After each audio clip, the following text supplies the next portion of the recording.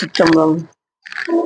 தல நிறைகனிய பும்முடவள் முறி கப்பியகரி முகன் அடிவேணி கட்டிடும் அடியவர் புத்தியில் நுரைபவர் கற்பகமன வினை கடிதேகும் மதியமும் வைத்திடும் மரண் மகன் மற்பொரு தீரல் போய மதையானை மத்தள வைரனை உத்தமி புதல்வனை மட்டவில் மலர் கொடு பணிவேன் முத்தமிழ் அடைவினை முற்படுகிரிதன் முற்பட எழுதிய முற்போனே முப்புறம் எரி செய்த அச்சிவனுரை ரதம் அச்சது பொடி செய்த அதிதீரா அத்துயரது கொடு சுப்பிரமணிபடும் அப்புணம் அதனிடைவமாகி அக்குற மகளுடன் அச்சிறு முருகனை அக்கணமனம் அருள் பெருமா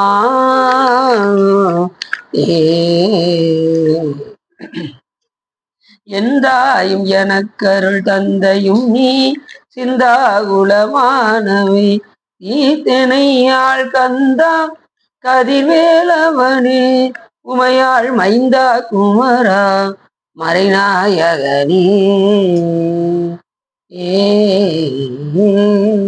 ஒளியர்கோன் பொடித்த புகழியர்கோன் கடல் போற்றி ஆளுமிசை கல்விதப்பில் அணிந்த பிரான் அடி போற்றி பாலி திருநாவலூர் வந்தண்டர் பதம் போற்றி ஊழிமணி திருவா அது ஒரு எழுத்தால் போற்றி. எல்லாம் வல்ல சிவகாமின்பாளுடன் ஆகிய வல்ல இதனாசமுடைய பெரும் கருணை நானே. அங்க போதீங்க சரி. எல்லாம் வல்ல சிவகாமின்பாளுடைய வல்ல இதனாசமுடைய பெரும் கருணையினாலே நாம் இன்று சிவ தர்மோத்தரத்தில் பாவங்கள் பற்றி பேசுவதற்கு திருவருளும் குருவருளும் அடியாரர்களும் கொட்டியுள்ளது. எப்போதுமே ஒரு பாடலை சிந்தித்து விட்டு செல்வோம். அதன் அடிப்படையில் திருமூலதேவ நாயனார் கூறுகின்றார், களிம்பருத்தான் எங்கள் கண்ணுதல் நந்தி, களிம்பருத்தான் அருட்கண் விழிப்பித்து களிம்பு ஆகாத கதிரொளி காட்டி பளிங்கின் பவளம் பதித்தான் பதியே என்று மிக அற்புதமாக கூறுகின்றார் திருமூலதேவ நாயனார். எந்த களிம்பை அறுத்தான் எங்கள் கண்ணுதல் நந்தி அப்படின்னா, இந்த செம்புல இயல்பாகவே களிம்பு இருக்கும். செம்புல களிம்பு அதை ஒட்டியே தான் இருக்கும். இது தனியா அது தனியா பிரிக்க முடியாது. அது மாதிரி ஆணவமலம் நம்ம கிட்ட கூடயே இருக்கு. எப்படி செம்புல களிம்பு இருக்கோ அது போல ஆணவமலமானது நாம பிறவிக்கு வராததுக்கு முன்னாடியே முழுமையா நம்ம அறிவை மறைச்சு முழுமையா இருக்கு. அப்ப சாமி இருக்காரான்னா அப்பயும் சாமி இருந்தாரு. நம்ம அறியாமை நம்மை தடுத்தது, இறைவனை காண முடியாம தடுத்தது எது? நம்ம கூட இருக்கக்கூடிய ஆணவ மலமானது. அறியாமை ஆணவம் ஒரே வார்த்தையில சொல்லுவாரு உமாவதி சாட்சியர். நம்முடைய அறியாமை தான் ஆணவம். குருடனுக்கு கண்ணு இருந்தாலும் கூட தெரியலன்னா அவனுக்கு எது மறைச்சிருக்கும்? அவனுடைய அந்த புரை மறைத்திருக்கும். அது போல புரை மறைத்திருக்கும். அது போல நமக்கிட்ட அறிவு இருக்கு. அதை முற்றிலுமாக மறைத்தது எதுன்னா நம்மளுடைய அறியாமை என்கின்ற ஆணவம் நம்மை முற்றிலும் மறைத்தது. அப்ப உயிருக்கு இருக்கக்கூடிய அழுக்கு என்ன அப்படின்னா ஆணவ மலம் என்கின்ற அழுக்கு. சரி, அது ஒரு அழுக்கு நீக்கிறதுக்கு சிவபெருமான் 2 அழுக்க வச்சு தைக்கிறார். அது என்னன்னா கண்மமலம் மாயாமலம் என்கின்ற 2 மலத்தை கொடுத்து ஆணவ மலத்தை நீக்குகின்றார்.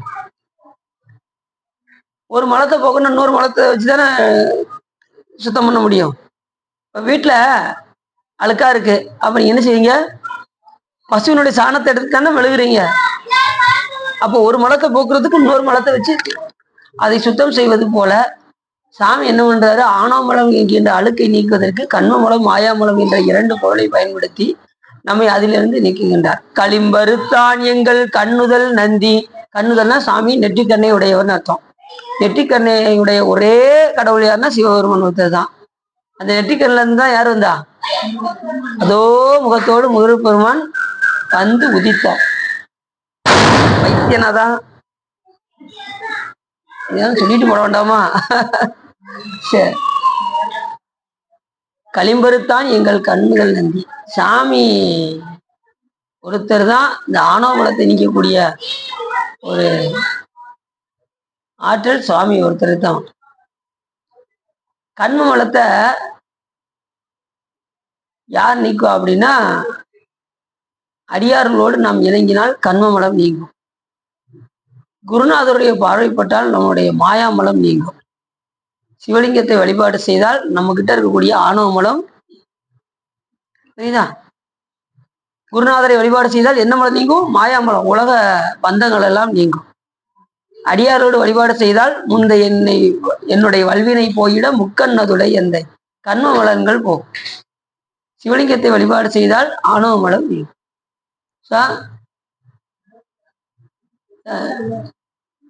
கொஞ்சம் தள்ளி போடுங்கண்ணா. அப்படி நம்ம கிட்ட இருக்கக்கூடிய ஆணவ மலத்தை நீக்குவதற்காக சாமி என்ன செய்யறாரு? இந்த கண்ம மலத்தையும் மாயா மலத்தையும் அது எதுக்காக கொடுத்திருக்காரு அப்படின்னா, நாம் செய்த வினைக்கு தகுந்தவாறு இந்த உடம்பை கொடுத்து இதுல இருந்து இது உண்மை இல்லை, சாமி தான் எல்லாம் அப்படிங்கிற ஒரு தெளிவு வருவதற்காக சாமி ஒரு கை விளக்கு போல முழு இருளுக்குள்ள இருக்கிறவனுக்கு, நம்ம இதுக்கு முன்னாடி எப்படி இருந்தோம்? முழு இருள்ல இருந்தோம். முழு இருள்ல இருந்த நமக்கு ஒரு கை விளக்கு போல கொடுத்ததுதான் மாயை, இந்த உலகம். அதை பிடிச்சுக்கிட்டு நம்ம என்ன செய்யணும்? அந்த கை விளக்கை பிடிச்சு வாப்பா அப்படின்னா நாம என்ன செய்யறோம்? இதுவே உலகம், இதுவே எல்லாம் நினைச்சு இதையே பற்றி கொண்டு இறைவனை மறந்து இங்க உழண்டுகிட்டு இருக்கோம். எங்க? இந்த மாயாகிய உலகத்துல. வானே நோக்கி மணாளா மண்ணே நின் சீர் மரப்பித்து ஊனே புகை எந்தனை உழல பண்ணு வித்து விட்டான். அடியேன் அறியாமை அறிந்து நீயே அருள் செய்தா என்று மாணிக்கவாசக பெருமான் சொல்வதற்கிறங்க, நம்ம சாமி ஒன்ன மறக்க வச்சு என்ன இந்த இங்க புலகத்துல பிளக்க வச்சுட்டே அப்படின்னு மாணிக்கவாசக பெருமான் சொல்றாரு. எதுக்காக அவர் மறக்க வச்சாரு? இல்ல, நம்மளுடைய உடம்பு கொடுத்ததுமே விருப்பு வெறுப்பு வந்ததுனால நமக்கு இதுதான் பெஸ்ட்ன்னு சொல்லி நாம என்ன செஞ்சிட்டோம்? இந்த உலகம் பிடிக்கி அது பிடிக்கி அப்படின்னு சொல்லி சொன்னதுனால சாமி நமக்கு தகுந்த மாதிரி உலகத்தை படைச்சு நம்மளுக்கு இங்க கொடுத்துருக்காரு. சாமி உலகத்தை தான் படைக்கிறாரே தவிர உயிரை படைக்கவில்லை. சாமி உயிரை படைச்சிருக்காரா? எல்லாம் அப்படி படைச்சிருந்தானா எல்லா உயிரும் எப்படி இருக்கும்? எல்லாம் நல்லா இருக்கும், எல்லா உயிருமே. இறைவன் உயிரை படைக்கவில்லை. இறைவன் எதை படைக்கிறாரு? உடம்பு தான், உலகத்தை தான் படைக்கிறார், உயிரை படைக்கவில்லை. அப்போ உயிர் எப்படிங்க வந்தது? எப்ப இறைவன் இருக்காரோ அப்பயே இந்த உயிர்களும் இருக்கு. இறைவனுக்குரிய வயசு தான் நமக்கும். அப்படியா அப்படின்னு சில பேர் கேட்பாங்க. அப்பயே தான். என்று நீ அன்று நான், என்னைக்கு சாமி இருக்காரோ அன்னைக்கே உயிர்கள் இருக்கு. இந்த உயிர்களுக்கு என்ன அப்படின்னா, இயல்பாக என்ன இருக்கு அப்படின்னா, ஆணவ மலம் என்கின்ற அந்த அழுக்கை நீக்குவதற்காக சிவபெருமான் நம்ம இந்த பூலோகத்தில் வளரச் செய்து அதுக்கப்புறம் இதிலிருந்து தெளிவித்து அதுக்கப்புறம் தன் திருவடிக்கு அழைத்து பேரின்பத்தை தருகின்றார். களிம்பருத்தான் எங்கள் கண்ணுதல் நந்தி. நந்தி சாமியோட பேர் நந்தின்னு பேரு. சாமி பேர் நந்தியா இல்ல நந்தீஸ்வரர் பேர் நந்தியா? எல்லாத்துக்கும் இதுல ஒரு டவுட் இருக்கு. நந்தி யாருங்க அப்படின்னு டவுட் இருக்கு. நந்தி சாமியோடைய பேர் தான் நந்தி எம்பெருமானுக்கு வச்சிருக்கு. நந்தினா ஆண்மை உடையவன் அர்த்தம். ஆண்மை பலம் உடையவன், ஆண்களில் சிறந்தவர் அப்படின்னு பல பொருட்கள் இருக்கு நந்திங்கிற பேருக்கு. அப்படி நந்தி அப்பனை நந்தியை ஆறா அமுதினை ஒப்பிலி வல்லலை ஊழி முதல்வனை எப்படி சாயினும் ஏத்துவின் ஏத்தினால் அப்படி ஈசன் அருள் பெறலாமே என்று கூட திருமலதேவன சொல்றாரு. அப்பனை நந்தி அப்படின்னா என்ன அர்த்தம்? நந்தினா சிவபெருமானுடைய பேரு. நந்தி நாமம். அப்ப சிவபெருமான் பேர் என்ன பேரு? நமச்சிவாய். நந்திங்கிறது சிவபெருமானுடைய நாமம். அப்படி களிம்பருத்தான் எங்கள் கண்ணுதல் நந்தி. முக்கண்ணுடைய பெருமான் எங்கள் நந்தி சிவபெருமான். யாரு ஆணவ மலத்தை நீக்க முடியும்? சிவபெருமான் தான் நீக்க முடியும். களிம்பருத்தான் அருட்கண் விழி பித்து. அந்த அறுத்து என்ன செஞ்சாரு? அந்த ஆணவ மலத்தை நீக்கி எப்படி நமக்கு அருள் கொடுத்தார் என்றால், அருட்கண்ணை கொடுத்து, இந்த கண்ணை கொண்டு நாம் என்ன செய்ய முடியாது? ஊனக்கண் வாசம் உணராப்பதியே ஞானக்கண்ணினில் சிந்தை நாடி உராத்துணை தேர்த்தி என பாசம் உருவ தன் நிழலாம் பதிவிதி என்னும் அஞ்செழுத்து என்று சொல்வதற்கெனங்க இந்த கண்ணை கொண்டு நாம் என்ன செய்ய முடியாது? இறைவனை நாம் அடைய முடியாது. அப்ப அதுக்கு ஒரு கண்ணை சாமி கொடுப்பாரு. அதுக்கு ஞானக்கண்ணு பேரு.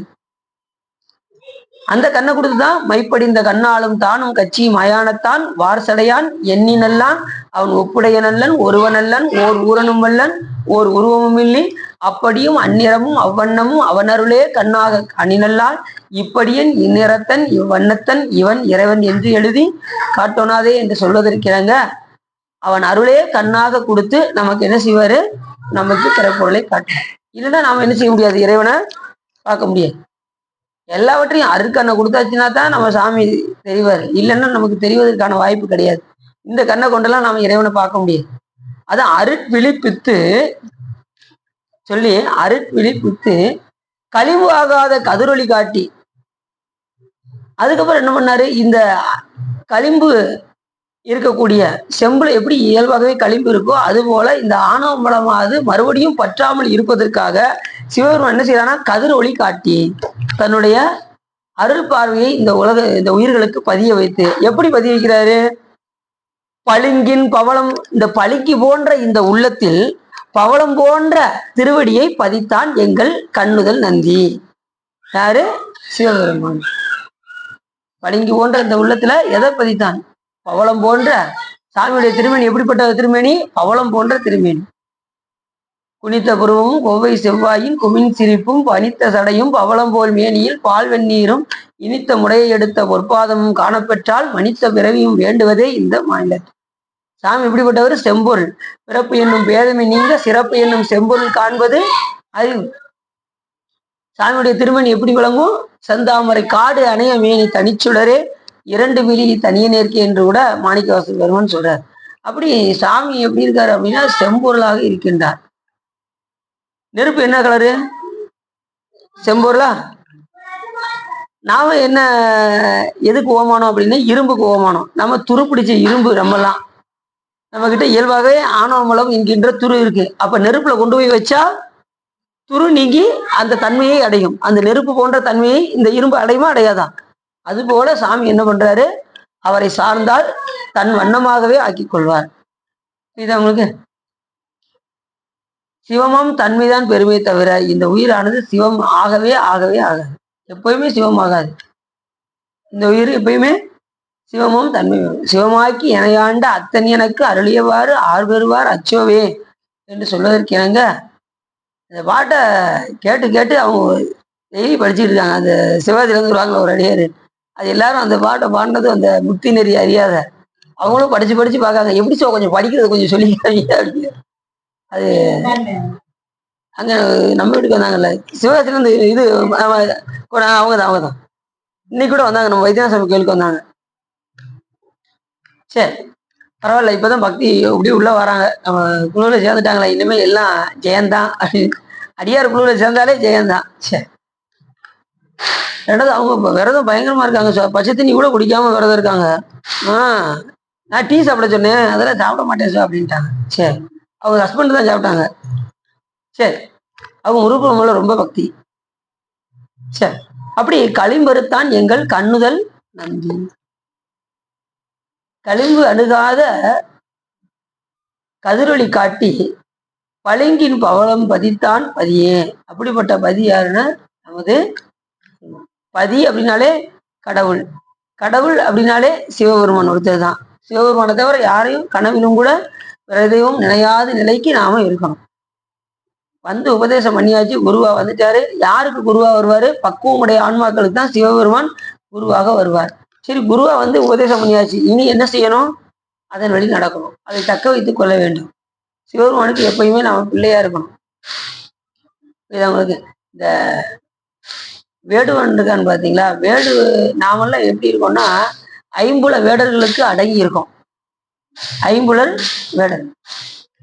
சாமி வந்து அரசரா வர்றாரு, வந்து எப்பா நீ இருக்க வேண்டிய இடமே வேறப்பா, நீ எல்லாம் இளவரசன்பா, வாப்பா அரண்மனைக்கு வாப்பா அப்படின்னு சொல்லி சாமி கூப்பிட்டா, இது நான் வேடுவனாவே இருக்கேன்னே சொல்லுது இந்த ஆன்மா.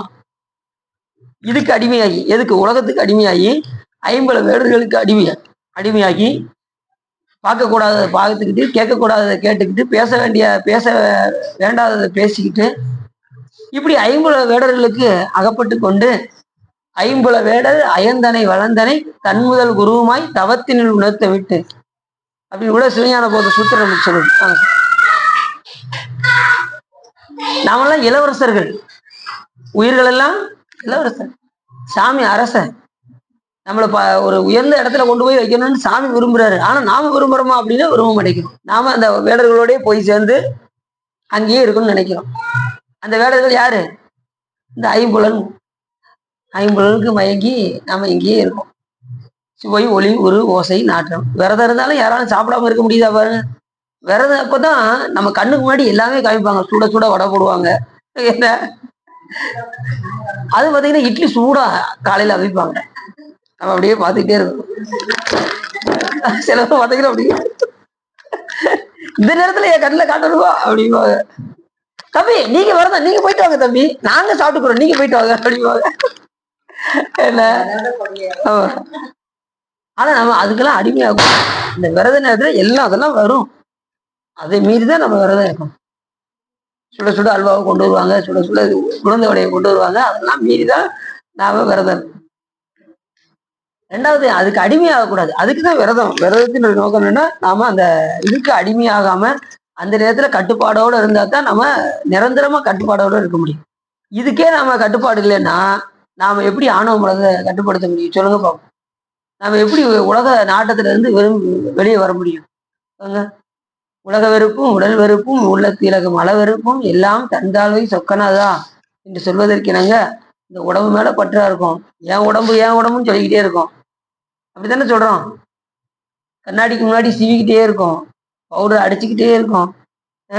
எந்த வயசானாலும் அந்த இதை விட மாட்டேங்கிறாங்களே எல்லாரும். சரி நமக்கு தானே வயசாயிருச்சு, நம்ம சீவி சிங்காரிச்சு என்ன செய்ய போறோம்னு யாராவது இருக்காங்களா? எல்லாம் அந்த இதை விட மாட்டாங்க. அதுபோல ஐம்புலனுக்கு மயங்கி நாம் இனியே தெரிந்து கொண்டிருக்கின்றோம். இதெல்லாம் விடுத்து நாம் பெருமானுடைய திருவடியை அடைய வேண்டும் என்றால் ஆணவ மலம் நீங்குவதற்கு பெருமானுடைய திருவடியை வணங்கி இந்த பிறவியில் அடியார்களோடு இணங்கி வழிபாடு செய்து உய்யக்கூடிய வழியை நாம் பார்க்க வேண்டும். சாமி நம் உள்ளத்துல பளிங்கு போன்ற இந்த உள்ளத்தில் பெருமான் என்ன செய்யறாரு? தன்னுடைய திருவடியை பவளம் போன்ற திருவடியை பதித்திருக்கிறார். அவர் பதிக்காம நாம் என்ன செய்ய முடியாது இந்த உலகத்தில். சாமி 2 வகையான உபகாரம் செய்யறாரு. ஒன்று காணும் உபகாரம், மற்றொன்று காட்டும் உபகாரம். கூடயே இருந்துக்கிட்டு 2 உபகாரம் செய்யறாரு. பிற பொருளை காட்டுறது மட்டும் இல்லாம இந்த உயிருக்கு கூடயே இருந்து அவர் காண வேண்டிய அவசியம் கிடையாது. பிற பொருளை காண வேண்டிய அவசியம் யாருக்கு கிடையாது? இறைவனுக்கு கிடையாது. ஆனா இந்த உயிர்கள் அறிய வேண்டும் என்பதற்காக நம்ம கூடயே இருந்து ஒன்றாய் உடனாய் வேறாய் இருந்து பிற பொருளை காட்டுறார். காணும் உபகாரமும் செய்யறாரு. பிற பொருளை காட்டுறது மட்டும் இல்லாம கூடயே இருந்து உயிருக்கு உயிராய் இருந்து பிற பொருளை காணவும் வைக்கிறாரு. எவ்வளவு பெரிய உபகாரம்! காணும் கண்ணுக்கு காட்டும் உளம் போல காண உள்ளத்தை கண்டு காட்டலின் அயரா அன்பின் அரண்களில் செல்லுமே என்று சிவஞான போத சூத்திரம் நமக்கு சொல்லும். அப்ப எல்லாமே சாமி நம்ம கூடயே இருந்து எல்லா உபகாரங்களும் செய்கின்றார். அப்படி களிமறுத்தான் எங்கள் கண்ணுதல் நந்தி. ஆணவ மலத்தை நீக்குகின்ற பெருமான் சிவபெருமான் ஒருவரே அப்படின்னு இந்த பாட்டுல மிக அற்புதமா சொல்றாரு. இப்ப நம்ம இதுக்குள்ள போயிருவோம். யூகமற்ற மனத்தினாலே கல்லனை கல்லன் அல்ல என்று விடும் பொல்லாத அரசனும் ஆராய்ந்து விசாரியாத அறிவில்லாமையால் கல்லன் அல்லாதவனை கல்லன் என்று ஆக்கினை செய்யும் கொடுங்கோல் மன்னவனும், அதாவது கல்லனை கல்லன் அல்ல என்று திருடனை கூட மன்னித்து விடக்கூடிய அரசன், இது உதாரணம் சொல்லலாம். ஆனா இங்க என்னன்னா பொல்லாதவர்களையும் கல்வனையும் அரசன் என்ன செய்யணும்? கண்டிக்கணும்ல. இல்லைனாலும் பாவமா, அரசன் கண்டிக்கலைனாலும் பாவம்னு சொல்லுது. ஆனா ஒரு நாயனார் என்ன பண்ணாரு? இடங்கழி நாயனார், 63 நாயன்மார்கள் ஒரு நாயனார் இடங்கழி நாயனார் நல்லா அரசாட்சி புரிந்து கொண்டிருந்தார். அவர் எப்பயுமே அந்த உணவு கிடங்கு எப்பயுமே அந்த களஞ்சியம் திறந்தே இருக்கும். ஒரு கல்வன் என்ன பண்ணாரு? ஒரு திருடன், அவர் தினசரி அடியார்களுக்கு அன்னம் பாலிப்பார். தச்சமே அவர் கையில என்ன இல்லை, உணவு வாங்குறதுக்கு எதுவும் இல்லை. அதனால அரசையில அந்த தானிய கிடங்குல இருந்து எடுத்து திருடி கொண்டு போய் அடியார்களுக்கு உணவளித்தார். இத காவலர்கள் எல்லாம் பார்த்து அவரை கூட்டு அரசவை முன்னாடி கொண்டு நிப்பாட்டினாங்க. அரசர் பார்த்தார், என்ன சமாச்சாரம்னு கேட்டார். உடனே இந்த மாதிரி நெல் களஞ்சியத்துல இருந்து எடுத்து திருடி கொண்டு சென்றார், அதனால கொண்டு முன்னாடி நிப்பாட்டி இருக்கிறோம் என்று சொன்னார். அப்பொழுது அரசர் கேட்டார், எதனால் திருடினாய் அப்படின்னு கேட்டார். இதுதான் அரசனுக்குரிய பொறுப்பு. நான் அடியார்களுக்கு உணவளிப்பதற்காக திருடினேன் அப்படின்னாரு. அப்படியா, நீ எவ்வளவு வேணாலும் நீ எடுத்துக்கோ அப்படின்னு சொல்லி தானிய கலங்க திறந்து விட்டார். அடியார்களுக்கு உணவளிப்பதற்காக எப்போ வேணாலும் எடுத்துக்கோன்னு சொல்லி அத்தனையும் கொடுத்தாரா இளங்கை நாயனார். அதனாலதான் 63 நாயன்மார்கள் ஒரு நாயனாரா ஆங்க. புரியுதா உங்களுக்கு? அப்படி எத்தனையோ அடியார்கள் எல்லாம் அருளாளர்கள் எல்லாம் எப்படிலாம் இருந்திருக்காங்க பாருங்க. திருடி உணவளிக்கிறது கூட அப்படி அப்படி திருடி எல்லாம் கொடுக்க வேண்டாம்ப்பா, அது சிவ அபராதமாக ஆகிவிடும். ஆகையினாலே தானிய கிடங்க திறந்தே வச்சிருக்கோம், எப்போ வேணாலும் எடுத்து உணவளிப்பாயாக என்று இளங்கை நாயனார் கூறினார். கள்ளன் திருடும் இடத்தில் அவனுக்கு துணை போன தீயவனும், ஒரு திருடனுக்கு இன்னொரு துணை போனா அதுவும் குற்றம்.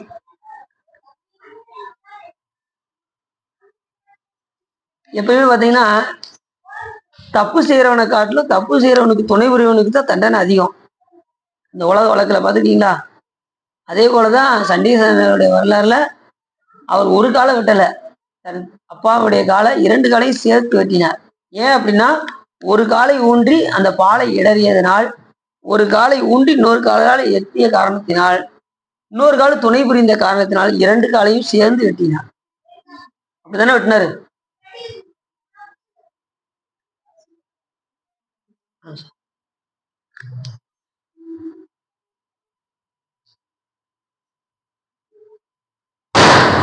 அப்ப எப்படி இருக்கணும் பாரு. ஒரு கல்வனுக்கு என்ன செய்யக்கூடாது, எப்பயுமே துணை புரிய கூடாது. கள்ளன் திருடும் இடத்தில் அவனுக்கு துணை போன தீயவனும் அவனுக்கு களவு நூல்களை உபதேசிக்கும் பொல்லாதவனும். களவு நூல்களை போய் யாருக்கும் என்ன செய்யக்கூடாது, உபதேசிக்க கூடாது. உபதேசித்தா என்ன நூலை உபதேசிக்கணும், சிவ நூல்களை மட்டுமே உபதேசிக்க வேண்டும். மற்ற நூல்கள் எல்லாம் யாருக்கும் என்ன செய்யக்கூடாது, உபதேசிக்க கூடாது. அதுவும் குற்றமாக ஆகிவிடும். குமுதம், குங்குமம், ஆனந்த விடன் இதெல்லாம் போய் படிச்சுட்டு ஒரு தாள்கிட்ட போய் என்ன செய்யக்கூடாது, சொல்லக்கூடாது.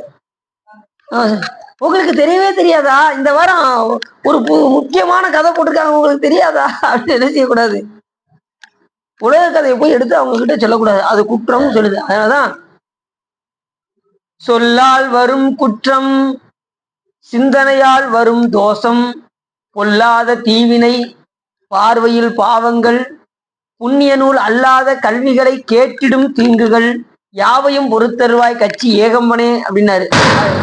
பட்னத்தை சொல்றாரு.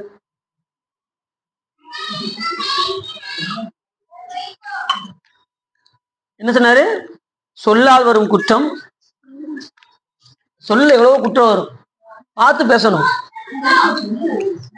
சொல்ல குற்றம் வருமானதான். சொல்லால் வரும் குற்றம், சிந்தனையால் வரும் தோஷம். எதையோ உட்காந்து சிந்திச்சுட்டு இருக்கோம். சும்மா உட்காந்தா சிவபெருமானை சிந்திக்கணும்ல, சாமி தானே உட்காந்து சிந்திக்கணும். நாம என்ன சிந்திப்போம், இந்த பிள்ளைங்க இப்படி இருக்கே, பேத்தி பேரங்க எப்படி இருக்காங்க அப்படின்னு என்ன செய்யக்கூடாது, சிந்திக்கவே வந்துட்டாங்க. சிந்தனை சிவத்தை தவிர வேற எதையுமே சிந்தனையால் வரும் தோஷம். அப்படி சிந்திச்சா நடுவினை தீவினை தோன்றும். அதனால தோஷம் ஏற்படும். இதை நீக்கிறதுக்கு நாங்க எளிமையான ஒரு வழி இருக்கு, தோஷத்தை நீக்கிறதுக்கு பிரதோஷம் வந்துருவோம் அப்படின்னு சொல்லக்கூடாது. சிந்தனையால் வரும் தோஷம். அதனாலதான் அந்த தோஷத்தை கழிப்பதற்காக இந்த பரிகாரம் எல்லாம் செய்யறாங்க பாத்தீங்களா, அதெல்லாம் சிந்தனையால் வருவதற்கு தான். ஆனா தூளமா செய்யறதுக்கு கிடையாது. நீ மனதால் செய்யக்கூடிய வினைக்குத்தான் பரிகாரம். தூளமா செஞ்சதுக்கு பரிகாரமே கிடையாது. நல்லா தெரிஞ்சுக்கோங்க. சிவபெருமானா பார்த்து மன்னிச்சு விட்டாதான் உண்டு.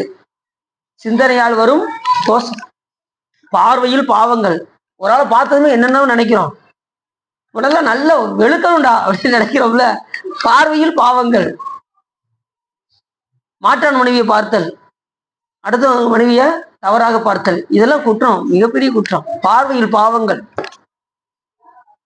பொல்லாத தீவினை, என்னென்னமோ தீவினைகள்லாம் செய்யறோம். பொல்லாத தீவினைன்னாரு, பொல்லாத தீவினை, பார்வையில் பாவங்கள், புண்ணிய நூல் அல்லாத கல்விகளை கேட்டிடும் தீங்குகள் யாவையும். புண்ணிய நூல் அல்லாத கல்வியை எதையுமே நாம் என்ன செய்யக்கூடாது, படிக்கவே கூடாது. படிச்ச சிவபெருமானுடைய நூல்கள் மட்டும்தான் படிக்கணும், மற்ற எந்த நூலையும் படிக்கணும். எத்தனை நூல்கள் இருக்கு நமக்கு, நம்ம எல்லாம் பல்கலைக்கழகம், நம்மலாம் அந்த அளவுக்கு நமக்கு நூல்கள் நிறைய இருக்கு. அத்தனை நூலையும் விட்டுட்டு நாம என்ன செய்யறோம், இடைப்பட்ட கேப்ல இந்திய தொலைக்காட்சிகளில் அதை பார்க்கணும், இதெல்லாம் செஞ்சுக்கிட்டு இருக்கோம். சிலவர் என்ன கேட்டாலும் காலையில எதிர்த்து டிவி ஓபன் பண்ணிடுறாங்கன்னா பாருங்களேன், ஓபன் பண்ணி பார்த்துக்கிட்டு இருக்காங்க. அதே மாரிதான் நடந்துகிட்டு இருக்கு. அதெல்லாம் குடும்ப அளவுக்கு நம்ம தவிர்த்து இறை சிந்தனையோடு சும்மா இருந்தா கூட பஞ்சாட்சரத்தை ஓதிக்கிட்டே இருக்கணும். நமச்சிவாயத்தை நாவில் நவின்று ஏற்றிக் கொண்டே இருக்க வேண்டும். திருமுறைகள் பாடிக்கொண்டே இருக்க வேண்டும். சிவபெருமானை சிந்தித்துக் கொண்டே இருக்க வேண்டும். ஏதேது செய்திடினும் ஏதேது பேசிடினும் ஏதேது சிந்தித்து எழுந்திடினும் அப்படின்னா நமக்கு சிந்தனை போகும். அப்ப நம்ம என்ன செய்யணும்? சாமி கிட்ட, பெருமானே நடக்கக்கூடிய ஒவ்வொரு செயலும் உன்னுடைய திருவருளாக இருக்க வேண்டும்.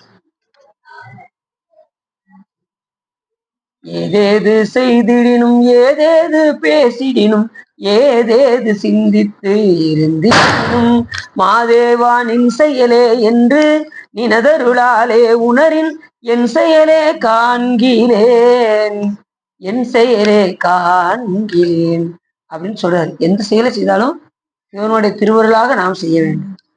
அப்ப புண்ணிய நூல் அல்லாத கல்விகளை நாம் என்ன செய்யக்கூடாது? புண்ணிய நூல் அல்லாத கல்விகளை கேட்டிடும் தீங்குகள் யாவையும் பொறுத்தல்வாய் கட்சியகமாய். அப்ப புண்ணிய நூல் நமக்கு எத்தனையோ நூல்கள் இருக்கு, எத்தனை புராணங்கள் இருக்கு. கந்த புராணம் இருக்கு, திருவிளையாடல் புராணம் இருக்கு, பெரிய புராணம் இருக்கு, இப்படி எத்தனையோ புராணங்கள் இருக்கு. அத்தனையும் மீறி தான் நாம் என்ன செய்யறோம்? கூப்பிட்டாங்களா? கூப்பிட்டாங்க, சரி போயிட்டாங்க. ஏன்னா 7 மணிக்கு மேலே தானே அபிஷேகம், இப்பயும் அபிஷேகம் பண்ணுவாங்களா? சரி சரி. அப்ப யாவையும் பொறுத்தல்வாய் கட்சி ஏகம். அப்ப புண்ணிய நூலை தவிர மற்ற எதையுமே நாம என்ன செய்யக்கூடாது? புண்ணிய நூல் அல்லாத கல்விகளை நாம கேட்கக்கூடாது. யாவையும் பொறுத்தல்வாய் கட்சி.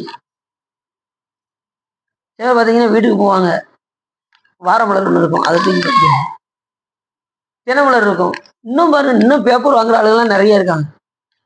அதெல்லாம் அதெல்லாம் படிக்கவே கூடாது. நம்ம படிக்க வேண்டியது சிவநூல்களை மட்டும்தான். காலையில் எழுதி ஒரு கந்தர 151 பாடல் பாடலாம்ல, அதை பாடலாம்ல. வெட்டியா பொழுது கிடைக்கிறதுக்கு உடனே செல்ல இப்ப எல்லாமே ஆப் நிறைய இருக்கு. உடனே ஒரு கந்தர அனுமதி அடிச்சா வந்துடுது. இல்லைன்னா சைவன் டாட்டா கிடைச்சுங்கன்னா எல்லா திருமுறைகளும் வந்துடுது. உட்காந்து அதை காலையில உட்காந்து பேப்பர் படிக்கிறதுக்கு திருமுறைகளை படிக்கிறது எவ்வளவோ, அதுதான் நமக்கு புண்ணியமும் கூட. சரியா? புண்ணிய நூலை தவிர மற்ற எந்த நூல்களையும் நாம படிக்கலாம். கொல்லாதவனும் கல்லனை கல்லன் என்று அறிந்தும் அவனோடு சிநேகம் செய்யும் கல்லனும் அவனை கண்டால் இத்தொழில் நீ செய்ய வேண்டாம் என்று கோவிக்காதவனும். ஒரு திருடுறவனை பார்த்து திருடாதன்னு, திருடக்கூடாதுப்பா அப்படின்னு சொல்லாம விட்டாலும் குற்றமா. திருடனை பார்த்து திருட்டு தொழிலை விட்டுருப்பா. அதனாலதான் ஏற்கனவே நம்ம ஒரு கதை சொன்னோம். ஒரு சாமியா இருந்தார், அவர் ரொம்ப ஒரு திருடன் இருந்தான். அவன் எல்லாரும் அந்த சாமி போய் பார்த்தாங்க, இவனும் அந்த சாமி போய் பார்த்தான். குடிக்காதரா, அதெல்லாம் என்னால முடியாது அப்படின்னா. திருடுறதையாவது விடுறா, அதெல்லாம் என்னால முடியாது அப்படின்னா. பொய் சொல்லாமையாவது இருடா. இப்ப இதை சொன்னீங்க, இது வேணா ஓரளவு ஓகே மாதிரி தெரியுது. ஏன்னா உண்மையை வேணா சொல்றேன், பொய் சொல்லாம வேணா இருந்து பார்க்க அப்படின்னு சொல்லி சொன்னான். உடனே தண்ணி அடிச்சு சத்தியம் பண்ணான், நான் இனிமேல் பொய் கூற மாட்டேன் அப்படின்னா. இந்த கதை உங்கள்கிட்ட சொல்லியிருக்கேன்ல, நிறைய தடவை சொல்லியிருக்கேன். ரைட்டு, அப்ப தெரிஞ்சுக்கோங்க. அப்ப பொய் சொல்லாதனால அவனுக்கு மந்திரி பதவியே கிடைத்தது என்று நம்ம பார்த்தோம். அதனால நாம என்ன செய்ய வேண்டும் என்றால், பொய் கூறக்கூடாது. புண்ணிய நூலை தவிர மற்ற எதையுமே நம்ம சிந்திக்க கூடாது. அப்படி கல்லனோடு நாம் சிநேகம் வைத்துக் கொள்ளக்கூடாது. கல்வனோடு நாம் துணை புரியக்கூடாது. திருடுறவன்கிட்ட போய் திருடாதன்னு சொல்லவா செய்யணும், சொல்லாம விட்டாலும் குற்றம். அதனால அப்படி யாரும் இருக்க மாட்டாங்க. பெரும்பாலும் இருந்தாங்கன்னா நம்ம என்ன செய்யணும்? சொல்லாம விட்டுறக்கூடாது. திருடுறவனை பார்த்து கண்டிப்பா திருடக்கூடாதுங்கிற வார்த்தையை நம்ம சொல்லணும். ஏற்கனவே நம்ம நேற்று சொன்னோம்ல, ஆடு அது வாட்டு மேன்னு கத்திக்கிட்டு இருந்துச்சு, ஒரு வாட்டு போய்கிட்டே இருந்தாரு. உடனே யமகணங்கள்லாம் வந்தாங்க. கொஞ்ச நாள் நீங்க இது நரகத்துல வந்து இருக்கணும் அப்படின்னாங்க. எதுக்கு அப்படின்னு கேட்டதும் உடனே அந்த ஆடு மேன்னு கத்துச்சு, நீங்க போய் கண்டிச்சிருக்கவா செஞ்சு போய் வெட்டாதீங்கன்னு சொல்லியிருக்கணும், இல்ல மனதாலையாவது நினைக்கணும், இறைவனை நினைச்சு அந்த ஆடுக்கு ஒன்றும் ஆகக்கூடாதுன்னு நினைக்கணும். நீ எதுவுமே செய்யாதனால கொஞ்ச நாள் நீங்க நரகத்தில் வந்து இருக்க வேண்டும் என்று அழைத்து சென்றார். அதனால நம்ம என்ன செய்யணும்? எந்த இடத்துலனாலும் நம்ம முடிந்த அளவுக்கு கண்டிச்சு பார்க்கணும். இல்லையா மனதாலையாவது இறைவனை நினைத்து அந்த உயிர் நல்லா இருக்கட்டும் என்று நாம் இறைவனிடம் வேண்டிக் கொள்ள வேண்டும். அப்படி வேண்டாம விட்டாலும் குற்றமாயிரும். இப்ப ஒரு உயிர் இறந்துருச்சு, ஒரு பக்கத்து வீட்டுல ஒருத்தவங்க இறந்துட்டாங்க. நீங்க செய்ய வேண்டிய முதல் வேலை என்ன தெரியுமா? இறைவா அந்த உயிர் நற்கதி அடைய வேண்டும் என்று நம்ம வேண்டாம் சாமி கிட்ட. அந்த உயிர் நற்கதி. அதுக்கப்புறம் நீ என்ன செய்ய வேண்டிய வேலை என்ன? அங்க போய் சிவபுராணம் பாடல் பாடும். அந்த உயிர் நற்கதி அடைவதற்கு அங்க இறந்தவங்களுக்கு போய் நாம சிவபுராணத்தை நாம் பாட வேண்டும். அந்த உயிர் நிறைய நரகத்துக்கு போய் அனுபவிக்கக்கூடிய சூழ்நிலை வந்தாலும் நீங்க என்ன செஞ்சிடலாம், அந்த பதியம் பாடி அவங்களை காப்பாத்திடலாம், கொஞ்சம் மேல்நிலைக்கு வந்துருவாங்க. புரியுது அவங்களுக்கு? அப்படி ஆபரணங்கள் பூண்டு இளமைத்தன்மையுடைய பெரிய உலகினையுடைய கூடி மணமகிழும் கணவன் பிரிந்த காலத்தில் அவருடைய தோழினை புணர்ந்த கல்வனை, அதாவது கணவன் இறந்ததுக்கு அப்புறம் அவர் மனைவியோடு உறவு வைத்துக் கொள்பவர்களும் பிறன் மனைவியை பார்த்தவனும் பாவத்துக்கு உரியவன் ஆகும். சரிதானா? மாற்ற நுழைவை என்ன செய்யக்கூடாது, தவறுதலாக பார்க்கணும்.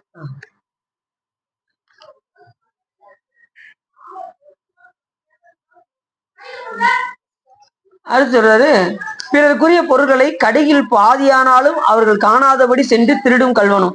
பிறர் காணாதபடி திருடக்கூடிய கல்வனாலே யாருக்கும் காணாதபடி திருடுறவங்க கல்வன்னு பேரு. சாமி நம்ம கிட்ட ஒன்ன திருடி இருக்காரு, என்ன சொல்லுங்க பார்ப்போம்.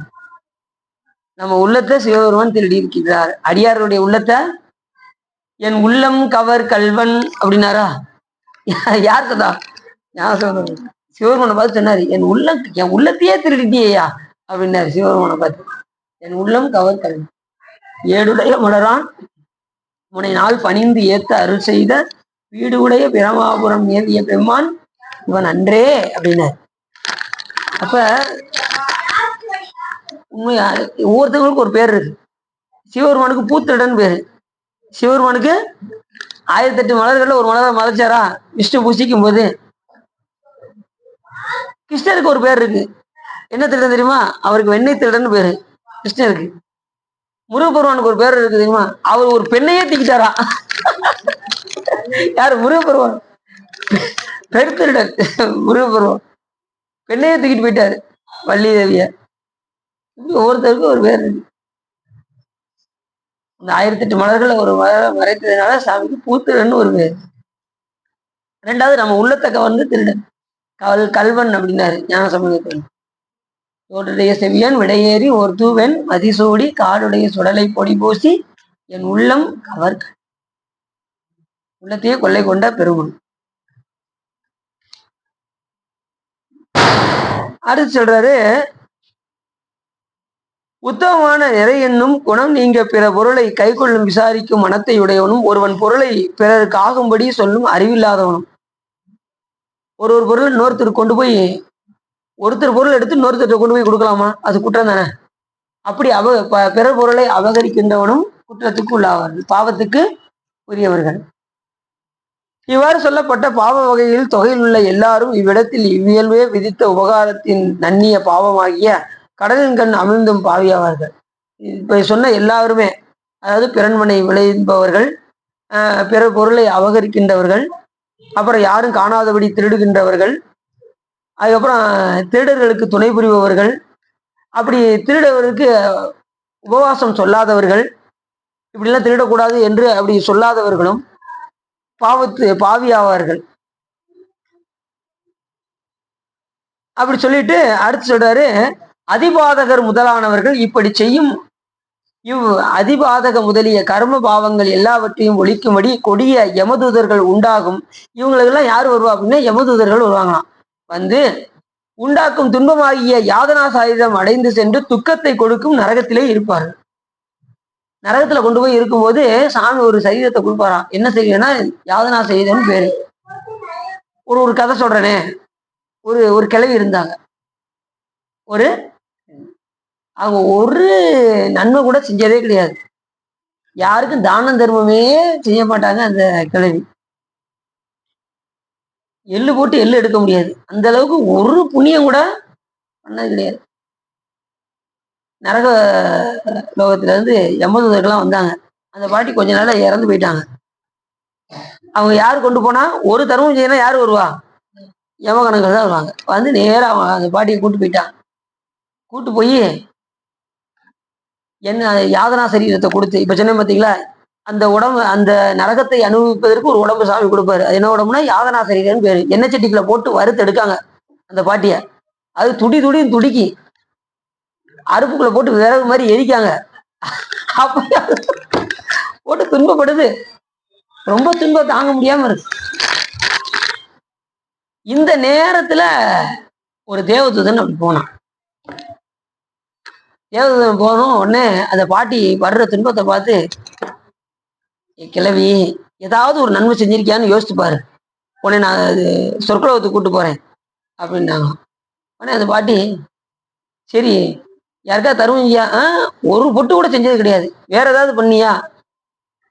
ஒரு பிச்சைக்காரன் வந்தான், காலனா போட்டு நாலனா எடுத்துட்டேன் அப்படின்னாங்க. அது அவன் கண்ணு தெரியாதவனா, கண்ணு தெரியாத ஒருத்தன் வந்தான், காலனா போட்டு நாலனா எடுத்துட்டேன், அது கூட நீ செய்யலையா? சரி போ, சரி வேற ஏதாவது நன்மை செஞ்சிருக்கியான்னு பாரு அப்படின்னதும், ஒன்னே ஒண்ணு செஞ்ச மாதிரி ஞாபகம் இருக்கு அப்படின்னு அந்த பாட்டி சொன்னாங்க. என்ன அப்படின்னு,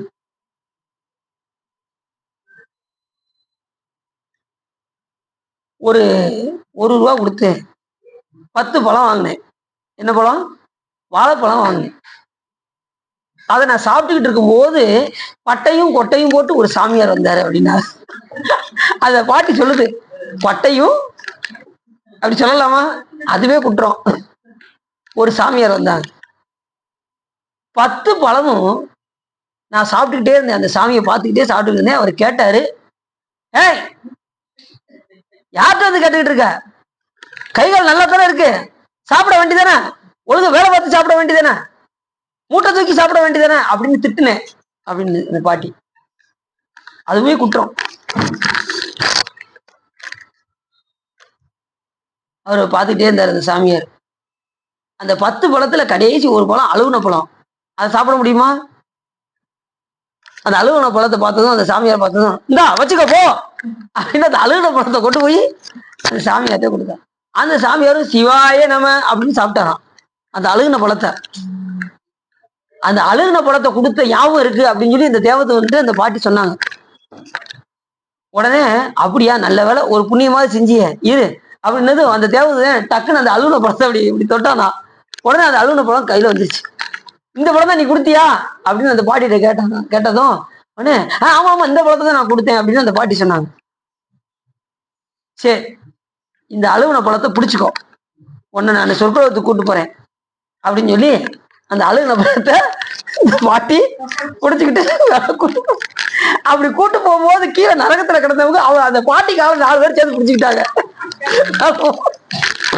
மேல போகும்போது 4 பேரு அந்த பாட்டியோட காலை பிடிச்சுக்கிட்டாங்க. இது அதெல்லாம் காலை பிடிச்சதெல்லாம் பார்க்கல. இது அந்த பழத்தை பிடிச்சிட்டு அப்படியே நேர சொர்க்கலோகத்துக்கு போச்சு.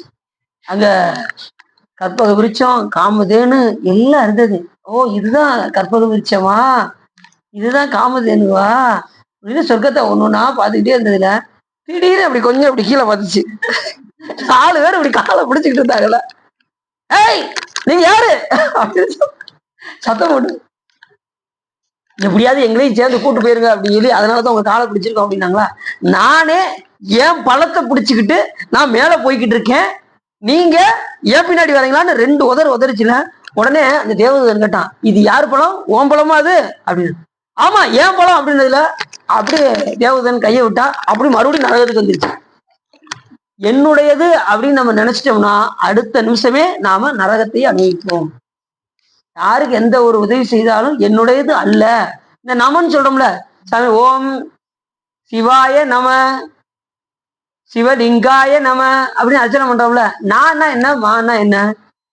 நான் இல்லைன்னு அர்த்தம். நான் என்பது இல்லை என்ற அர்த்தம். மா என்றால் என்னுடையது, என்னுடையது இல்லை, இது என்னுடையது இல்லை அப்படின்னு சொல்லிதான் நாம அர்ச்சனை பண்ணணும். புரியுதா உங்களுக்கு? சாமிக்கு அர்ச்சனை பண்ணும்போது இது என்னுடையது அல்ல, நம்முடைய தற்போதத்தை இறைவனுக்கு அர்ச்சனை பண்ணி நாம நம்முடைய ஆணவத்தை நீக்கி கொள்ள வேண்டும். என்னுடையது அல்ல என்பதுதான் நாம என்கின்றதுக்கு பொருள். புரிஞ்சுச்சா? என்னுடையதுன்னு சொல்லிட்டோம்னா மறுபடியும் அந்த பாட்டி எங்க வந்துருச்சு, இது என்னுடைய பழம் அப்படின்றதுல மொத்தமா அந்த 4 பேரோட சேர்ந்துச்சு. இந்த பாட்டியும் நேரம் வந்துருச்சு. ஒரு புண்ணியம் செஞ்சு மேல போய் சரி அந்த 4 பேரும் சேர்த்து கூட்டு போனோம்ல, அது ஒரு புண்ணியம் தானே. அது கூட இது ஏன் பழம் அப்படின்றதுல தேவதூதன் விட்டா நேரா நரகத்துக்கு வந்தது. அதனால அங்க கொடுக்கக்கூடிய சரீரத்துக்கு வந்து யாதனா சரீரம் என்று பெயர்.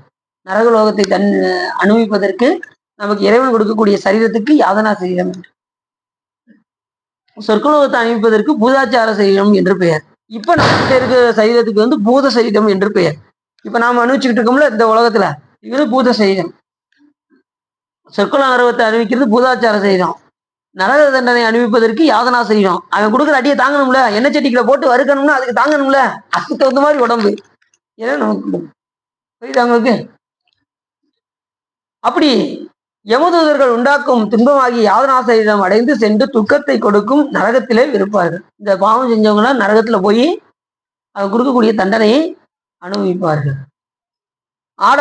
ஆடவராயுள்ளவர், பெண்டிராயுள்ளவர், அழியாயுள்ளவர் மாத்திரமோ நரகத்தில் அழுந்துவது அவர்கள் அல்லாத பாசபந்தமுடைய மிருகங்களும் பறவைகளும் உண்டாகிய உடம்பு போல் எதுவரும் யாதனா சரீரங்களை அடைந்து இது மட்டும் ஆடவர் பெண்டிர் அழி மட்டும் அல்ல, விலங்குகள் பறவைகள் கூட தவறு செய்தால் நரகலோகத்தை சென்றடைந்து அந்த துன்பத்தை அனுபவித்துதான் ஆக வேண்டும்.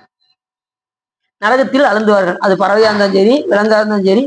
எப்பயுமே பார்த்துக்கோங்க, செயல்களை காட்டிலும் மனதுல நம்ம நினைச்சிட்டாலே நமக்கு என்ன வந்துடும்? பாவம். மனதால நினைத்தாலும், வாக்கினால் திட்டினாலும், காயத்தில் அடித்தாலும், இந்த மூன்றுலையுமே நம்ம குற்றம் செய்யாம பார்த்துக்கணும். அப்ப இந்த மூன்றையும் என்ன செய்யணும்? மானிட பிறவி தானும் வகுத்தது மனம் வாக்கு காயம் ஆனிடத்தைந்தும் அரண்படிக்காக வென்றோ வானிடத்தவரும் மண்மேல் வந்து அரண் தனை அச்சிப்பர் ஊனிடத்து உணரும் மூமர் இதை ஒன்றும் புணரார் அந்தோ என்று சொல்வதற்கிணங்க நாம இந்த மனம் வாக்கு காயத்தை இறைப்பணிக்காக பயன்படுத்த வேண்டும். அதை மாற்றி நம்ம பயன்படுத்தணும்னா நாம நரகத்தை அனுபவிக்க வேண்டிய சூழ்நிலை நமக்கு வந்துவிடும். அது இல்லாம நாம பார்த்துக்கணும். சரிதானா? தேவர்களும் மனிதர்களும் இல்லாத மிருகங்களும் செய்யும் தீவினை பயனை அவைகளுக்கு கொடுப்பன் யமராஜன். சிவபக்தி உள்ளவர்கள் இப்ப உலகத்துல அவங்க செஞ்சா நரகத்துக்கு போவாங்க. சிவபக்தி உள்ளவர்கள் பாவ வகைகளை செய்வார்களே ஆனால் அப்பாவ பலன்களை ஆச்சாரியன் பிராய்ச்சித்த சந்ததிகளாக போக்கிவிடும். இப்ப தீட்சை கொடுக்கிற குருநாதர் என்ன செஞ்சிருவாரு? பாவங்களை நீக்கி விடுவார். உலக மக்களுக்கு தான் தீட்சை எடுக்காதவங்களுக்கு நரக தண்டனை, தீட்சை எடுத்தவங்களுக்கு அன்றாடம் செயல்படக்கூடிய அனுஷ்டானங்களை கொடுத்து நம்ம வினைகளை போக்கிக் கொள்ள வேண்டும். ரெண்டாவது, சஞ்சித வினைகளை குருநாதர் பார்வையில் நீக்கி விடுவார். பிரார்த்த வினையை சிவபெருமான் திருவரால் அனுபவித்து தீர்க்க வேண்டும். ஆகாமியோட பூஜையில நாம அதை கொடுத்து விட வேண்டும். நல்வினை தீவினை பயன்களை சிவபெருமானிடம் ஒப்படைத்து விட வேண்டும். கண்ம வளன்கள் முழுவதும் சமர்ப்பையாவை என்று சுவாமியிடம் நாம் ஒப்படைத்து விட வேண்டும். சரிதானா? அப்படி சிவபக்தி உள்ளவர்களுடைய பாவபலன்கள் யார் நீக்குவா? குருநாதர் அந்த சந்ததியிலே போக்கி ஒருவருக்கொருவர் வழக்கிலே மாறுபாட்டை பெற்று வந்த விடத்தில் அவ்வழக்கு உடையவராய் திருடர்கள் முதலியவர்களையும் தண்டித்து நிறுத்துபவன் அரசனே. அவனால் தண்டிக்கப்படாதவரையும் ஆசிரியரால் பிராயச்சித்தப்படாதவரையும் நரகத்திலே செலுத்தி தண்டிப்பவன் யமராஜன். இங்க யாரும் தப்பிச்சிட்டாங்கன்னா, இங்க இப்ப ஒரு திருடி இருக்கான்னு வச்சுக்கோங்களேன், இங்க வந்து சட்டத்தை ஏமாத்தி அவன் வழக்குல ஜெயிச்சு அந்த மாதிரி ஜெயிச்சிடான்னு வச்சுக்கோங்க. உதாரணத்துக்கு இப்ப நல்ல கதையை நல்லா காணுங்க. இப்ப இந்த உலகத்துல உள்ள தண்டனையில இருந்து ஒரு சாதாரண தப்பிச்சிடறான்னு வச்சுக்கோங்க. பணத்தை கொடுத்து, வக்கீலுக்கு பணம் கொடுத்து, நம்ம கேச ஜெயிச்சு ஐயா, உனக்கு தப்பு தரேன் அப்படி நினைச்சு செஞ்ச தப்பை மறைப்பதற்கு போலியான இதை காட்டி இங்கே தப்பித்தான் என்றால் அங்க யமராஜன் விட மாட்டான். அதுக்கு இங்க தண்டனை அனுபவிக்கிறது பெஸ்ட் அப்படிங்கிறாங்க. இங்க தண்டனை அனுபவிச்சிடலாமா? இதை தவிர்த்து நாம இதை இங்க ஏமாத்தணும் அப்படின்னம்னா அங்க யமனிடம் கண்டிப்பாக நாம் தண்டனை. கொலை குற்றவாளி இங்க பணத்தை கொடுத்து தப்பிச்சிட்டான்னு வச்சுக்கோங்க, இங்க தண்டிக்கப்படாம வேணா விட்டுறலாம். ஆனா யமன் கண்டிப்பா என்ன செய்வானா? அந்த தண்டனையை கொடுத்தே தீரும். சிலவர் அது தெரியாம தான் தப்பு செஞ்ச யாரு கேட்க போறா, ஈஸியா பணம் கொடுத்து நாம கேஸ்ல இருந்து வெளியே வந்துடலாம் அப்படின்னு சர்வசாதாரணமா என்ன செய்யறாங்க? தப்பிச்சிடறாங்க. ஆனா சாமி மன்னிக்கவே மாட்டேன். யமராஜன் அதனாலதான் அவருக்கு தர்மன்னே பேரு. யம தர்மனுக்கு என்ன பேரு? தர்மன் என்றும் யம தர்மன் என்றும் கூற்றுவன் என்றும் உயிரை கூறுபடுத்துவதனால் கூற்றுவன் என்றும் உயிர் உடம்பை அந்தம் செய்வதனால் அவனுக்கு அந்தகன் என்றும் தர்மத்தின் வழி நிற்பதனால் அவனுக்கு யமதர்மன் என்றும் இப்படி பல பேர் இருக்கு யமதர்மன். சரியா? அதனாலதான் மடித்தாடு மடிமை கண் அன்றி நீ மனநே நீ வாழும் நாளும் தடுத்தாட்டி தருமனார் தமர் செக்கிடும் போது தடுத்தாட்கொள்வான். தெரியாம அடியார்களை தெரியாம கூட்டு போயிட்டான்னு வச்சுக்கோங்க யமதர்மன், உள்ள செக்கில் வச்சு சுவிட்ச் ஆன் பண்ணும்போது இப்ப நிப்பாட்டுப்பா அது நம்மளுப்பா அப்படிமாறான் சிவபெருமான் வந்து தடுத்து ஆட்கொள். அது சுவிட்ச் ஆன் பண்ணும்போது ஏன் மற்ற நேரத்துல தடுக்க கூடாதா? ஏன் அப்படின்னா அந்த உயிர் போற நேரத்தை ஒருத்தன் காப்பாத்துறான்னு வச்சுக்கோங்க வாழ்நாள் மறக்கவே மாட்டோம். அதனாலதான் சாமி சுவிட்ச் ஆன் பண்ணும்போது எப்ப நிப்பாட்டுப்பா அது நம்மளுப்பா அப்படின்னு சொல்லி சாமி நம்மளை காப்பாத்து. அது யாருன்னாரு? கடுத்தளத்து தமருகமும் எரியகளும் கரிய பாம்பும் பிடித்து ஆடும் புலியூர் சிற்றம்பலத்து உரையும் என் பெருமானை பெற்றாமன்றேனாரு சுந்தரம் சாமி. அப்படியே பாம்போட விளையாடுவாராம் நம்ம சிவபெருமான் வந்து. கடித்தளத்து தமருகமும் தமருகம்னா இது உடுக்க இருக்கு பார்த்தீங்களா, உடுக்கி அடிச்சுக்கிட்டே இருப்பாராம் சாமி. எந்த சாமியுமே சுடுகாட்டு பக்கம் கூட வராது, ஆனா சிவபெருமான் அங்கதான் இருப்பாரு சுடுகாட்டுல. கோயில் சுடுகாடு கொல்புளித்தோல் அல்ல இருக்கும்போதே கோயிலுக்கு போயிட்டா பிரச்சனை இல்லை. இல்லைன்னா சிவபெருமான் நம்மளை எங்க பார்ப்பாரு? சுடுகாட்டுல வச்சு பார்த்துருவாரு. இருக்கும்போதே கோயிலுக்கு பாப்பா அப்படின்னா, இல்லைங்க நான் கோயிலுக்கெல்லாம் அடுத்த மாசம் அடுத்த வருஷம் வரலாம்னு நினைக்கிறேன் அப்படின்னோம்னா, சரி நீ இங்க வேணா வராம இருக்கலாம், உன்னை நான் அங்க வச்சு பாத்துக்கிறேன் பாரு. எங்க? சுடுகாட்டுல. அதனால இருக்கும்போதே அலைந்தோறும் சென்று நாம வழிபாடு செய்ய. அப்படி இந்த பிராய்ச்சித்தம்லாம் நம்மளுடைய வினைகள் எல்லாம் அடியார்களுடைய வினைகள் எல்லாம் யார் நீக்குவார்? ஆச்சாரியின் மூலியமாக சிவபெருமான் நீக்குவார். மற்ற உலக மக்களை எல்லாம் யமதர்மன் மூலியமாக சிவபெருமான் அதை. அது கூட நல்லா தெரிஞ்சுக்கோங்க, அது கூட ஏன் தண்டிக்கிறார் அப்படின்னா இந்த உயிர்கள் திருந்து போட்டுதான் அதை தண்டிக்கிறாரே ஒழிய இல்லைன்னா அவருக்கு தண்டிக்க வேண்டிய அவசியம் கிடையாது. நீ என்னை கும்பிடல, என் திருக்கோயிலுக்கு நீ வரல, உன்னை பாரு நரகத்துல போட்டு உன்னை கொள்றேன் பாரு அப்படின்னு பாரா சாமி செய்ய மாட்டார். அது கிடையாது, அப்படி என்னைக்குமே சாமி செய்ய மாட்டார். இந்த உயிர்கள் தன்னை அடைய வேண்டும் என்று நினைப்பாரே தவிர எந்த உயிரும் தண்டிக்க வேண்டும் என்று இறைவன் நினைக்க மாட்டாரு. உலக பந்தத்துல நடந்து மாட்டிக்கிட்டு இருக்கேன், இதுல இருந்து தப்பிப்பதற்கு என்ன வழி? அதுக்குரிய அருளாளர்களை நமக்காகவே சாமி அனுப்புறாரு. ஒவ்வொரு எத்தனை அருளாளர்கள் வந்திருக்காங்க இந்த உலகத்துல வந்து, எத்தனை பேர் உபதேசம் பண்ணியிருக்காங்க யோசிச்சு பாருங்க. 63 நாயன்மார்கள் என்ன, எத்தனையோ அருளாளர்கள் என்ன, நால்வர் பெருமக்கள் என்ன, எத்தனை பேரை வச்சு உபதேசம் பண்றாரு. அந்த நூல்களை படிச்சு நாம கடை தேர வேண்டும் என்பதற்காக தானே சாமி இதெல்லாம் கொடுத்திருக்காரு. அதை கூட நாம படிச்சு முன்னேறலன்னா எப்படி சொல்லுங்க பார்ப்போம். திருத்தொண்ட தொகைங்கிற ஒரு பாடலை கொடுக்கறதுக்கு சுந்தரம் சாமிகள் அங்கிருந்து அனுப்புறாரு. தீதில்லா திருத்தொண்ட தொகை தர போதுவார் அவர் மேல் மனம் போக்கிட காதல் மாதரும் காட்சியில் கண்ணினார். அப்பேற்பட்ட உடையவர் சிவன். நமக்காக சாமி எத்தனை அருளாளர்கள் இங்க அனுப்புறாரு பாருங்க. நம்மளாம் பல்கலைக்கழகம் எலிமெண்ட்ரி ஸ்கூலுக்கு ஒரு வாத்தியார் போகுங்களா, காலேஜுக்கு ஒவ்வொரு வீடுக்கும் எவ்வளவு பெரிய வாத்தியார் வேணும். ஹெச்ஓடிம்பாங்க, ஹெட் ஆஃப் தி டிபார்ட்மெண்டா ஹெச்ஓடி அப்படிம்பாங்க. அப்புறம் எத்தனையோ ஆசிரியர்கள் இருப்பாங்க. பல்கலைக்கழகத்துக்கு அப்படி கிடையாது, அந்த அளவுக்கு நிறைய ஆசிரியர்கள் வேணும். அதே போல நமக்கு நிறைய அருளாளர்களை சிவபெருமான் நமக்கு கொடுத்திருக்காரு. அவங்க சொன்ன வழி நாம் நடந்தால் நாம் எளிமையாக இறைவனை அடையதானா. சரி, அதிபாதகமும் அதிபாதக வகையும் துன்பத்தை விளைவிக்கும் பஞ்சமா பாதகம் சொல்லப்பட்ட அப்பஞ்சமா பாதகத்தின் தன்மையான பாதகமும் அப்பாதகத்தின் தன்மையுடைய வாய்க்கெடுத்த பாதகமும் பாதகத்துக்கு அடுத்து இருப்பையாய் அதனிலும் தண்ணிதான் பலவகை பாவகை. பாவத்திலே நிறைய பாவகைகள் இருக்கு. பாவம் இருக்கு, பழி இருக்கு, பாதகம் இருக்கு, மாபாதகம் இருக்கு. பாவத்துல இத்தனை வகைகள் இருக்கு. பாவம், பழி, பாதகம், மாபாதகம். மாட்டான் முனையை பார்த்தானா பாதகம். அப்பா காலை வெட்டினார்ல, அது என்னதாச்சு? பாதகத்துக்கு பரிசு வைத்தானுக்கே பல்லாண்டு கொடுதுமைனாரு சேந்தனர். அப்பா காலை வெட்டினது பாதகம் தானே, அது பாவம் கிடையாது, பழியும் கிடையாது. அதுக்கும் மேல பஞ்சமா பாதகம். தந்தையுடைய காலை வெட்டுறது எவ்வளவு பெரிய பாதகம். ஆனா சிவபெருமான் என்ன கொடுத்தாரா? அவருக்கு பரிசு கொடுத்தாரா. முருகப்பெருமான் எப்படி செய்தாரோ அதே போல தன் மடியில் வைத்து தான் அணிந்த கொன்றை மாலையும் எடுத்து வைத்து ஜோதி மணிமுடி தாமமும் நாமமும் ஈஸ்வரன் என்கின்ற பட்டத்தையும் கொடுத்து சண்டியேஸ்வரர் என்கின்ற பட்டத்தையும் கொடுத்து தொண்டர்களுக்கெல்லாம் தலைவராகவும் ஆக்கி எல்லா வகையான சிறப்புகளும் செய்தார் சண்டீசன்.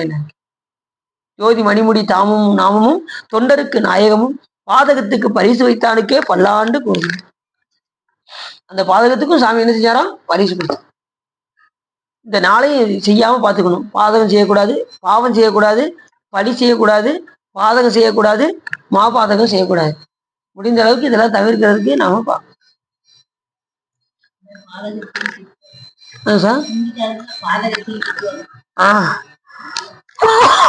அருமையா சொன்னாங்க. அட பாதகத்தி எப்படிமாங்க பாத்துருக்கீங்களா? கரெக்டா சொல்லிட்டாங்க. அட பாதகத்தி இப்படி பண்ணிட்டேடி அப்படிமாங்க பாத்துருக்கீங்களா? அது அந்த மாதிரி தவறு செய்யும் போது பாதகத்தி இப்படிமாங்க, இப்படி பாதகம் பண்ணிட்டியே அப்படிமாங்க. இந்த வார்த்தையை யூஸ் பண்ணியிருக்காங்க. கண்டிப்பா பாதகத்தி நல்லா சொல்லிட்டாங்க. பாதகத்தி இப்படி பண்ணிட்டியேவா, அந்த தவறு செய்யும் போது பாதகத்தி எப்படின்னு வருது பார்த்தீங்களா?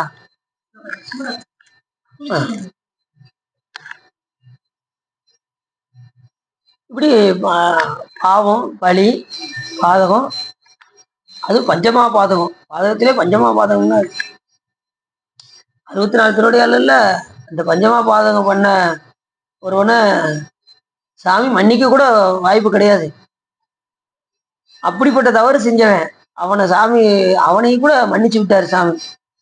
பஞ்சமா பாதகம் பண்ணவன் சிவன் கோயிலே இருந்து 48 நாள்கள் இருந்து அங்க வரக்கூடிய அந்த தீர்த்தத்தை குடிச்சு உயிர் வாழ்ந்து அந்த பாதகத்தை போக்கி கொண்டான். அந்த பஞ்சமா பாதகம் 64 திருவிளையாடல ஒரு திருவிளையாடல். எத்தனையோ இதுக்கெல்லாம் பிராயச்சித்தம் இருக்கு. ஆனா பிராயச்சித்தமே நம்ம நினைச்சுக்கிட்டு நம்ம என்ன செய்யக்கூடாது, இந்த பாவம் செஞ்சா இந்த பிராயச்சித்தம் பண்ணிக்கலாம் அப்படின்னு நினைச்சு தப்பு செய்யக்கூடாது. பசுவை வதைத்தவனுக்கு என்ன தண்டனை தெரியுமா உங்களுக்கு? அதுக்கு பிராயச்சித்தம் இருக்கு. பசுவை வதைத்தவருக்கு கூட பிராயச்சித்தம் இருக்கு. அதுவும் அறியாம செஞ்சதுக்கு, தெரியாம பட்டதுக்கு. அது தெரிஞ்சே செஞ்சா கண்டிப்பா நரகம்தான். தெரியாம காலில் வந்து இடறிடுச்சு, அதுக்கு பிராயச்சித்தம் என்ன அப்படின்னா பசு மந்தையிலேயே இருக்கணும் 12 ஆண்டுகள்.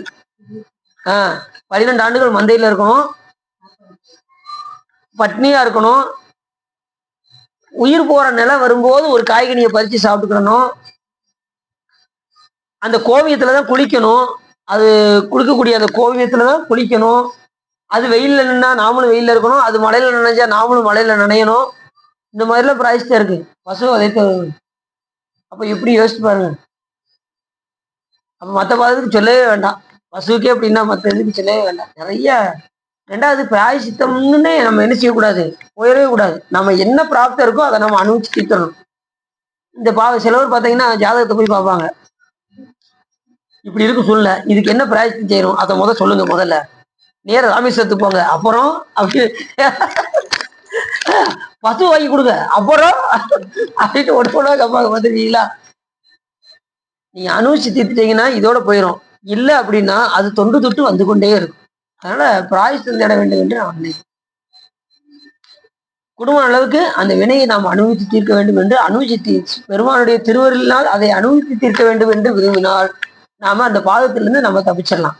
இல்லை பிராயச்சித்தம் தேடணும் அப்படின்னா அது வந்து ஒரு மனதால் நினைக்கக்கூடியதுக்கு தான் பிராயச்சித்தமே தவிர, அறியாமல் செய்ததுக்கு தான் பிராயச்சித்தமே தவிர, அறிக்கை செய்வதற்கு பிராயச்சித்தம் கிடையவே கிடையாது. புரியுதா உங்களுக்கு?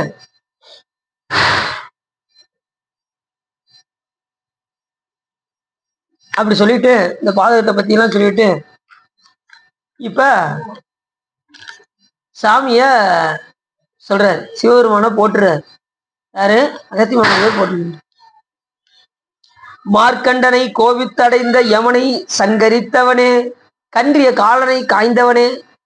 காலனை சாமி எட்டி வதச்சாரா? காலனை காய்ந்தான். எதுக்காக காலனை எதுக்கு சாமி காய்ந்தார்?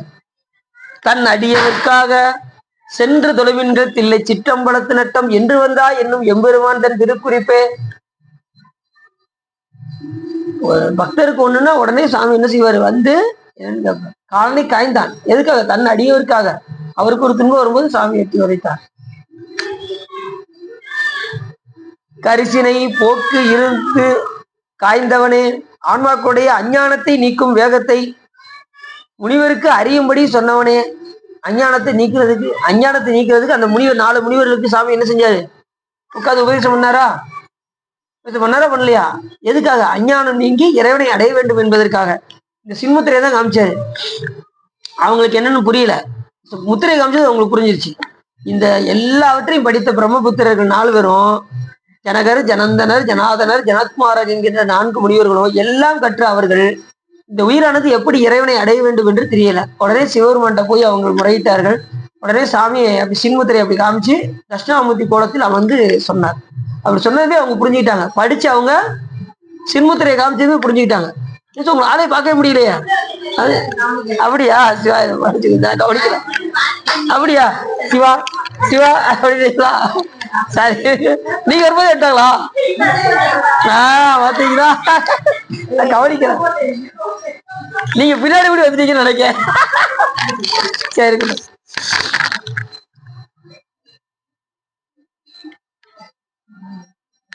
அந்த சின்முத்திரை தான். அதான் கல்லால் மரத்து கீழே இருந்து சுவாமி என்ன செஞ்சாரு? வாக்கிறந்த பூரணமாய் மறைக்கு அப்பாலாய் இருந்ததனை இருந்தபடி இருந்து காட்டி அவர்களுக்கு உபதேசம் செஞ்சார். உடனே அவங்க படிச்சு அவங்க புரிஞ்சுக்கிட்டாங்க. சின்முத்திரை காமிச்சதுமே இது மாயாமலம், இந்த கடைசி இருக்க வரல இது மாயாமலம், இந்த வர மோதிர வரல வந்து கர்மமலம், நடுவில் இருக்கக்கூடிய நான் தான் பெரியவன் அப்படின்னு காட்டுதா அது ஆணவமலம். மும்மளவும் நீங்கி இது யாரு? இது நம்ம உயிர், நாம. இந்த கட்டவரல் யாரு? சிவபெருமான். நீ என்னை வந்து அடைவாய் அப்படின்னு சாமி முத்திரை காமிச்சார். மாயாமலம், கண்மமலம், ஆணவமலம் என்கின்ற மும்மலத்தை நீங்கி நீ என்னை வந்து அடைவாய் அப்படின்னு சின்முத்திரை காமிச்சார். இப்படின்னா இறைவனுக்கு அடிமைன்னு அர்த்தம். இப்படின்னா இறைவனுக்கு சமம்னு அர்த்தம். எப்பயுமே நாம இறைவனுக்கு சமமாக மாட்டோம். நாம வந்து அடிமைத்தனத்தோடு தான் இருக்கணும். சாமி தான் இப்படி காட்டுவாரு. சாமி வந்து இப்படி நாம இப்படி இருக்கணும். நம்ம ஜபம் பண்ணும் போதெல்லாம் இப்படி ஒரு பக்கம் இப்படி வச்சுட்டு தான் நாம என்ன செய்யணும்? தியானம் பண்ணும் போதெல்லாம் இப்படி வைக்கணும். இப்படி வைக்க கூடாது, இப்படி வைக்கணும் மடக்கி. அப்படி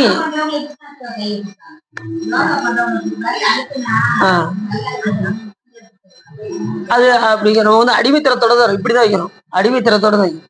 சரி, இதுன்னா சமம்னு அர்த்தம், இதுன்னா அடிமைன்னு அர்த்தம். இப்ப நம்ம இறைவனுக்கு அடிமையே சமமா அப்படின்னு இப்படிதான் வைக்கணும். சாமி தான் இப்படி வச்சிருப்பாரு. சரியா? சரி. அப்ப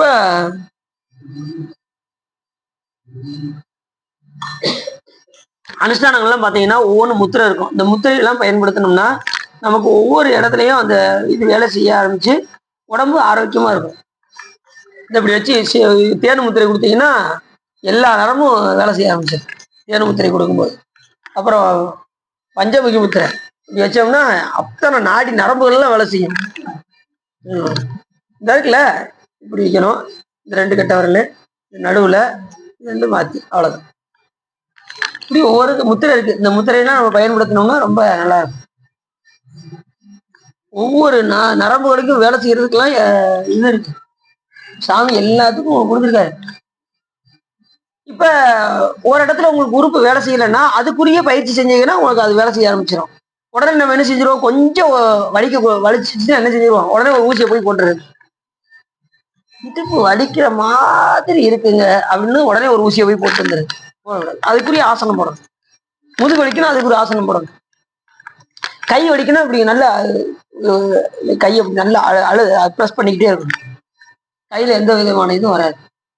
அது மாதிரி இந்த முத்திரைகள்லாம் பயன்படுத்தினோம்னா நமக்கு எந்த கையில எந்த கோளாறுகளும் வராது. அது மாதிரி ஒவ்வொரு ஜாயிண்ட்லயும் ஒவ்வொரு இது இருக்கு, நரம்பு இருக்கு. அந்த நரம்பு வந்து வேலை செய்ய வைக்கிறதுக்கு இப்படி சுத்துவாங்க. பார்த்தீங்கன்னா தெரியும். இப்படி சுத்துவாங்க, கை அப்படி பயிற்சி கொடுப்பாங்க. இதெல்லாம் கொடுத்தோம்னா நமக்கு உடம்பு சீரா இருக்கும். சிலர் என்ன செய்வாங்கன்னா அந்த என்னமோ தெரப்பியே பிசியோதெரப்பியா இந்த குத்தி வைப்பாங்க பார்த்தீங்களா? நரம்பு வேலை செய்யாத நரம்பு ஒரு குத்தி வச்சிருப்பாங்க. அக்குப்பஞ்சர் ஊசி வச்சு குத்துனா அது வேலை செய்ய ஆரம்பிச்சு. ஒரு கைகால் வராதவங்க இருந்தாங்க, அவங்கள கூட்டு போனா கரெக்டா அந்த ஊசி அந்த இடத்துல குத்துனாங்க, தைரியம் வந்துட்டாங்க. அந்த நரம்பு வேலை செய்யாம இருக்கும், அதை தொட்டா வேலை செய்யாது. சரி, அப்படி இப்படி நிறைய இருக்கு. அதனால நம்ம முத்திரை வந்து நம்ம கரெக்டா பயன்படுத்தணும். சரி, அப்படி காலனை காய்ந்த பெருமான், ஆன்மாக்களுடைய அஞ்ஞானத்தை நீக்கக்கூடிய பெருமான், முனிவருக்கு அறியும்படி சொன்ன பெருமான் வெற்றியமைந்த கருப்பு வில்லையுடைய வேளாகிய காமனை கொன்றவன். காமனை காய்ந்த பெருமான். காமன சாமி என்ன பண்ணாரு? எரிச்சாரா? எதை கொண்டு எரிச்சாரு? நெற்றிக்கண்ணை கொண்டு. நெற்றிக்கண்ணாதான் எரிச்சாரு. என்னன்னா கைலாயத்துல காமத்துக்கு வேலை கிடையாது. இப்ப சாமி சுந்தரம் சாமியை பார்த்தாருன்னு சொல்லி தானே அனுப்புனாரு. அங்க காமத்துக்கு வேலை கிடையாது. பார்த்தது குற்றம். அதாவது அங்கிருந்து அனுப்புறதுக்காக சிவபெருமான் பார்க்கும்படி செய்தாராம். இல்லைன்னா இங்க வந்திருக்க மாட்டாரு, புலவத்துக்கு வந்திருக்க மாட்டாரு. பார்க்கும்படி செஞ்சு சாமி புலவத்துக்கு அனுப்புறாரு. அங்க கைலாயத்துல காமத்துக்கு வேலை கிடையாது. அப்படி வேலை இல்ல, காமத்துக்கு வேலை கிடையாது. ஆனா காமன் போய் என்ன செஞ்சான்? மலர்கணைகளால் மயக்க வேண்டும் என்று நினைச்சான். உடனே சாமி நெற்றிக்கண்ணை கொண்டு அவனை எரித்தார். காமனை தன்னை விரும்பும் அடியவர்களுக்கு கொடுக்கும் முக்தியை உடையவனே. தன்னை யார் வழிபாடு செய்கின்றார்களோ அவர்களுக்கு முக்தியை தரக்கூடிய பெருமான் சிவபெருமான். ஆனாலும் இந்த அடியார்கள் என்ன சொன்னாங்க? முக்தியை வேண்டான்ட்டாங்க. அதான் அடியார் ஒரு பங்கு மேல, சிவபெருமானை காட்டில ஒரு பங்கு யார உயர்வா சொல்றோம்? அவருடைய அடியார்களை. கைலாயத்துல எல்லாம் தரிசனம் பண்ணிக்கிட்டே இருந்தாங்க. சுவாமி அம்பாள் வெட்டி வந்தார்கள். அப்பொழுது அம்பாள் சொன்னாங்க, சாமி இந்த அடியார்கள்லாம் உங்களை வழிபாடு செய்கின்றார்களே, அவருக்கு ஏதாவது பார்த்து செய்யக்கூடாதா அப்படின்னாங்க அம்மா. உடனே ஐயா சொன்னாரு, தேவி அவர்கள் அனைவருக்கும் முக்தியை கொடுத்து விடுவோம் அப்படின்னாரு, மோட்சத்தை. அப்ப அடியார்கள் என்ன சொன்னாங்க? பெருமானை கும்பிடலே அன்றி வீடும் வேண்டாம் விரலில் விளங்கினார். கெடும் ஆட்கம் கெட்ட திரும்பினார் ஓடும் செம்பொன்னும் ஒக்கவே நோக்குவார். கூடும் அன்பில் கும்பிடலே என்று வீடும் வேண்டாம். முக்தியே வேண்டான்ட்டாங்க அடியார். அதான் சிறப்பு. முக்தியை கூட வேண்டான்ட்டாங்க. உன்னை எத்தனை பிறகு குடிசாமி உன்னை கும்பிட்டுக்கிட்டே இருக்கணும் அப்படின்னு கேட்டாங்க. அதான் அடியார் சிறப்பு. கும்பிடலே என்று வீடும் வேண்டாம் விரலில் விளங்கினார். அப்ப சாமி என்ன கேட்டாரு? மனித பிறவியும் வேண்டுவதே இந்த மாநிலத்தை, இந்த தமிழ்நாட்டுல என்னை பிறக்க வச்சது. அது எதுக்காக பிறவி? குனித்த புருவும் கோவை செவ்வாயும் குமிஞ்சிரிப்பும் பனித்த சடையும் பவளம் போல் மேனியில் பால் வெந்நீரும் இனித்த முடைய எடுத்த பொற்பாதமும் காணப்பெற்றால் மனித பிறவி கொடு. அது இந்த மாநிலத்துல கொடு. எனக்கு ஆந்திராவில், என்ன மகாராஷ்டிராவில், கர்நாடகாவில் கொடுத்துடாது சாமி, தமிழ்நாட்டில் கொடுத்துரு சாமி. ஏன்னா அருளாளர்கள் எங்க வந்திருக்காங்க? இந்த மாநிலத்தை இந்த பொற்பாதத்தை காணணும்ல, அது இங்க வந்தாதான். சிதம்பரம் எங்க இருக்கு? இங்கதான். அப்படி அரி பிரம்மர் இவர்களுக்கு காணுதற்கு அரிதாக நின்றவரே. அந்த 2 பேரும் போய் காண முடியல சாமிய. அப்படிப்பட்ட பெருமானே, அண்டங்கள் உண்டாக்கி உலக மாதாவானவனே, எல்லா அண்டங்களுக்கும் அகிலாண்ட கோடி பிரம்மாண்ட நாயகனாக திகழக்கூடிய பெருமானே, எப்பொருளும் தான் ஒருவனாய் என்று சொல்லும்படி எவ்விடத்தும் வியாபியமாக நின்ற பெருமானே, எல்லா பொருளுக்கும் வியாபித்திருக்கக்கூடிய, எல்லா பொருளும் கலந்தும் கடந்தும் இருக்கின்ற பெருமான் சிவபெருமான் ஒருவரே. எல்லா பொருளையும் கலந்து இருப்பாரு, கடந்து இருப்பாரு, எல்லா பொருளையும் விலகி இருப்பாரு. இப்ப நாம கூட இறைவனை மறந்துடும். அவர் நம்மளை விட்டு போகிறதே இல்லை. ஏன் சொல்லுங்க பாப்போம். ஏன் நம்மளை விட்டு பிரிவதில்லை? நம்ம எப்படி அவரை விட்டு பிரிய முடியும்? அவருக்குள்ளதான் நம்ம இருக்கோம். நம்ம எங்க போனாலும் அவருடைய உலகம், அவருடைய இடம். நாம எப்படி அவரை விட்டு பிரிய முடியும்? சொல்லுங்க பாப்போம். எல்லா உலகம் ஆனாய் நீயே, ஏகம்பம் ஏவி இருந்தாய் நீயே, நல்லாரை நன்மை அறிவாய் நீயே, ஞான சுடர் விளக்காய் நின்றாய் நீயே, பொல்லாவினைகள் அறுப்பாய் நீயே, புகழ் சேவடி என்று வைத்தாய் நீயே. வர்றீங்களா? அவர் இல்லாத இடம் கிடையாது. எங்கேயுமே நம்ம அவரை விட்டு நாம எங்கேயும் போக முடியாது. நாம கூட இறைவனை மறந்துடுவோம். இறைவன் நம்ம மறப்பதே இல்லை, நம்ம கூடயே தான் இருக்காரு. நாம விட்டு விலகி ஓடணும்னு நினைச்சா கூட நம்ம என்ன செய்ய முடியாது, எங்கேயும் போக முடியாது. அவருக்குள்ளதான் இருக்கும். எப்படி சாமி வியாபியமா இருக்காரு அப்படின்னா, வெந்நியை சுட வைக்கிறீங்கன்னு வச்சுக்கோங்க. சுட வச்சா அந்த வெப்பம் எப்படி இருக்கு? அந்த தண்ணி முழுவதும் பரவி இருக்கா? அது போல சாமி எல்லா உயிரிடத்திலும் பரவி கலந்தும் கடந்தும் இருக்கு. ஒன்று நீ இல்லை அன்றி ஒன்றில்லை அப்படிம்பாரு. எதுவுமே நீ இல்லை சாமி, எந்த பொருளுமே நீ இல்லை. ஆனா எந்த பொருளும் நீ கலக்காம அந்த பொருள் இல்லை. ஒன்று நீ இல்லை அன்றி யார் உன்னை அறிவிப்பாரு அப்படிங்கிறாரு மாணிக்கவாசகர். எவரவர் இருவினை செய்ய நினைவையும் உயிர்க்குயிராய் இருந்து அவரவர் நினைக்கு முன்னே அறிந்தவனாய் தவத்தவனை.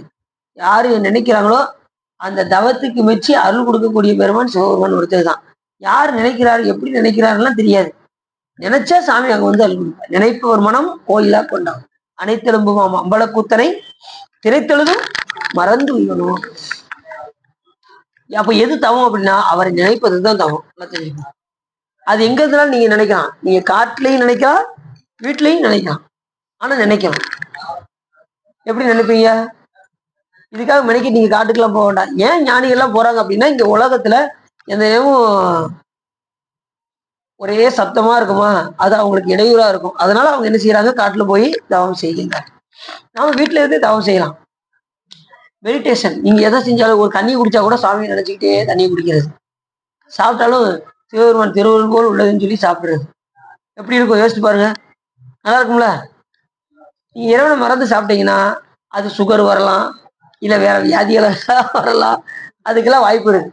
நீங்க அவரை நினைச்சு சாப்பிட்டா எந்த வியாதியும் அப்படி முழுமையா போய் சுத்த ரத்தத்துல போய் கலந்து உங்களுக்கு ஒரு நோயும் இல்லாம எது செஞ்சாலும் சாமி நினைந்து சிவபெருமான் திருவருள் போல் உள்ளது, சிவபெருமான் திருவருள் போல் உள்ளதுன்னு சாப்பிடணும்.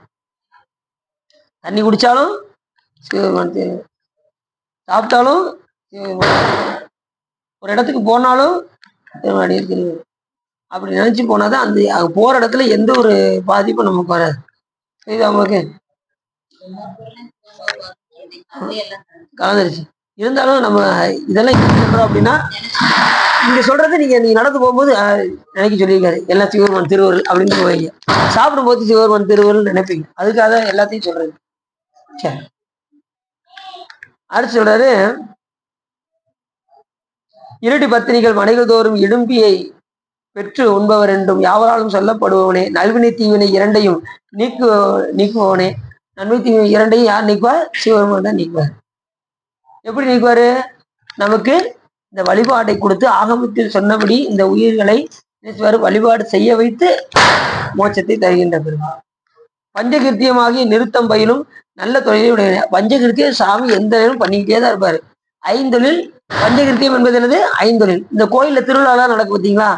அதெல்லாம் எதை வச்சு நடக்குன்னா இந்த ஐந்தொழில தான் அவங்க, பஞ்சகிருத்தியங்களை தான் அவங்க திருவிழாவாக கொண்டாடுகின்றார்கள், சிவபெருமானுடைய ஐந்தொழில. அப்ப ஐந்தொழில் நிச்சயம் சாமி ஒரு நேரம் கூட தவறாம ஐந்தொழில் தெரிந்து கொண்டே இருக்கும். அதனாலதான் நல்இருளில் நட்டம் பயின்றாடும் நான். நல்இருள கூட சாமி என்ன செய்யறாரு? நடனம் ஆடிட்டு தான் இருக்காரு. கேவல நிலையிலையும் ஆடிட்டு தான் இருக்காரு, இப்ப சகல நிலையும் ஆடிட்டு தான் இருக்காரு, சுத்த நிலையும் ஆனந்த நடனம் புரிஞ்சுக்கிட்டே இருப்பாரு. இப்ப நமக்கு இருக்கிற நடனம் ஊன நடனம். ஞானிகளுக்கு ஆடுறது ஞான நடனம், முக்தி அடைஞ்ச ஆன்மாக்களுக்கு ஆடுறது ஆனந்த நடனம். இப்ப நமக்கு என்ன நடனம் ஆடுறாரு? ஊன நடனம். இந்த ஊன நடனத்துல ஒன்றும் தெரியாது. ஞான நடனத்துல கொஞ்சம் அறிவு விளங்கி தோன்றும். ஆனந்த நடனத்துல அந்த இன்பத்தையே அனுபவிக்கலாம், பேரின்பத்தை ஆனந்த நடனத்துல. அந்த ஆனந்த நடனத்தை பார்க்கணும்னு சொல்லிதான் பதஞ்சலி முனிவரும் வியாக்கரபாதனும் தவம் கிடந்தாங்க. எங்க? சிதம்பரத்துல. நம்ம கோயில்ல வைத்தியநாத கோயில்ல 2 பேர் தவம் கிடந்தாங்க. அது சொல்லுங்க பார்ப்போம். சாமியோட நடனத்தை பார்த்தாங்க 2 பேரு. ஞானக்காட்டர், மத்தியானந்த முனிவர் 2 பேருக்கு சிவபெருமான் நடனம் புரிந்தார் வைத்தியநாத சாமி திருக்கோயில். தெரியாதா? நம்ம 24 திருவிழா சொல்லும் போது சொன்னோம். எப்படி அங்க மத்தியானந்தர், தியானக்காட்டர் 2 முனிவர்களுக்கு சிவபெருமான் இங்க நடனம் ஆடி இருக்காரு. அங்க பதஞ்சலி முனிவருக்கும் எழுதி போடல, நூல்ல இருக்கு, நம்ம புராணத்தை சொல்லியிருக்கோம். அங்க வியாக்கரபாதரும் பதஞ்சலி முனிவருக்கும் திருநடனம் புரிந்திருக்கின்றார். இங்க தியானக்காட்டர், மத்தியானந்தர் என்கின்ற 2 முனிவர்களுக்கும் சிவபெருமான் நடனம். அது உங்களுக்கு தெரியும். அங்க அந்த படத்தை இந்த வட்டம் வரைஞ்சு போடாம விட்டாங்க. அந்த 2 முனிவர்ல போன வட்டம் வரைஞ்சி இருந்தாங்க. கும்பாபிஷேகத்துக்கு வரைஞ்சு போடாம விட்டாங்க. பூமியில் நிலை பெற்றிருக்கும் காசிப்பதியை உடையவனே, காசியை இடமாக கொண்ட பெருமான் சிவன். எல்லா ஆன்மாக்களுக்கும் கர்த்தாவாக உடையவனே, எல்லா ஆன்மாக்களுக்கும் மூல காரணம். திருநீற்றையே ஆவரணமாக தரிப்பவனும். திருநீட்ட ஆவரணமாக நல்லா தெரிஞ்சுக்கோங்க. நாம பூசக்கூடிய விபூதி வேற, இறைவன் பூசக்கூடிய விபூதி வேற, தேவர்கள் பூசக்கூடிய விபூதி வேற, நாம பூசக்கூடிய விபூதி என்ன விபூதி? நம்ம பசுஞானத்துல பூசுறோம்ல அந்த விபூதி. தேவர்கள் பூசக்கூடிய விபூதி என்ன தெரியுமா? அந்த ஹோம குண்டலத்துல இருந்து எடுத்து பூசுவாங்க. சிவபெருமான் எந்த திருநீரை பூசா தெரியுமா? எல்லா உயிர்களையும் ஒடுக்கி கடைசி சுடலை பொடி பூசி, காடுடைய சுடலை பொடி பூசி என் உள்ளம் கவர் கல்வன். எல்லா உயிர்களும் ஒடுக்கி சாமி கடைசி அந்த திருநீரை தெரிப்பார். ரெண்டாவது, ஸ்ரீகண்ட பரமேஸ்வரா இருக்கும்போது அவர் உடம்புல இருந்து ஒரு விபூதி போக்குமா, அதை எடுத்து சிவபெருமான் பூசுவாராம். புளித்தோல் அணிஞ்சிருக்காருல சாமி, அவர் உடம்புல இருந்து ஒரு விபூதி போக்கும், அதை எடுத்து சாமி ஸ்ரீகண்ட பரமேஸ்வரர் திருநீரை அணிஞ்சிருக்காரு. நாம பூசக்கூடிய விபூதி பசுஞ்சான விபூதி. தேவர்கள் அணியக்கூடியது புராதனின் பேரு, அவங்க அணியக்கூடிய விபூதி. சாமி பூசக்கூடிய விபூதிக்கு ஆதி விபூதி என்றும் அனாதி விபூதி என்றும் பேரு. சிவபெருமான் பூசக்கூடிய விபூதிக்கு ஆதி விபூதி, அனாதி விபூதி. நாம பூசக்கூடியது பசுஞ்சானம். அது பசுஞ்சானமும், அதனாலதான் அடியார்கள் தயாரித்த விபூதியை நம்ம பூசணும்னு சொல்றது. மற்றவங்க எப்படி தயாரிப்பாங்கன்னு சொல்ல முடியாது. பசுஞ்சான விபூதி அமாவாசை, பௌர்ணமி போன்ற புண்ணிய காலங்கள்ல வரக்கூடிய அந்த பசுஞானத்தை எடுத்து அதை நல்லா உருட்டி வெயிலில் காய வைத்து அதை உலர்த்தி அதுக்கப்புறம் இது பஞ்சபிரம மந்திரத்தை சொல்லி அதை பற்ற வைத்து அது எரிஞ்சு ஒரு வாரம் கழிச்சு சாம்பலானதுக்கு அப்புறம் அதை எடுத்து என்ன செய்யணும், தேய்த்தால் நமக்கு கிடைக்கக்கூடிய விபூதி பசுஞ்சானம். அப்படி பஞ்சபிரமம் சொல்லி தயாரிக்கிற விபூதி தான் நம்மளுடைய மும்மலங்களை நீக்கும். தெரிஞ்சுக்கோங்க. நம்ம 3 விரலால பூசுறோம்ல, எதுக்கு 3 விரலால பூசுறோம்? நம்ம கிட்ட இருக்கக்கூடிய கண்மமலம், மாயாமலம், ஆணவமலம், மும்மலம் நீங்குவதற்காக 3 விரலால.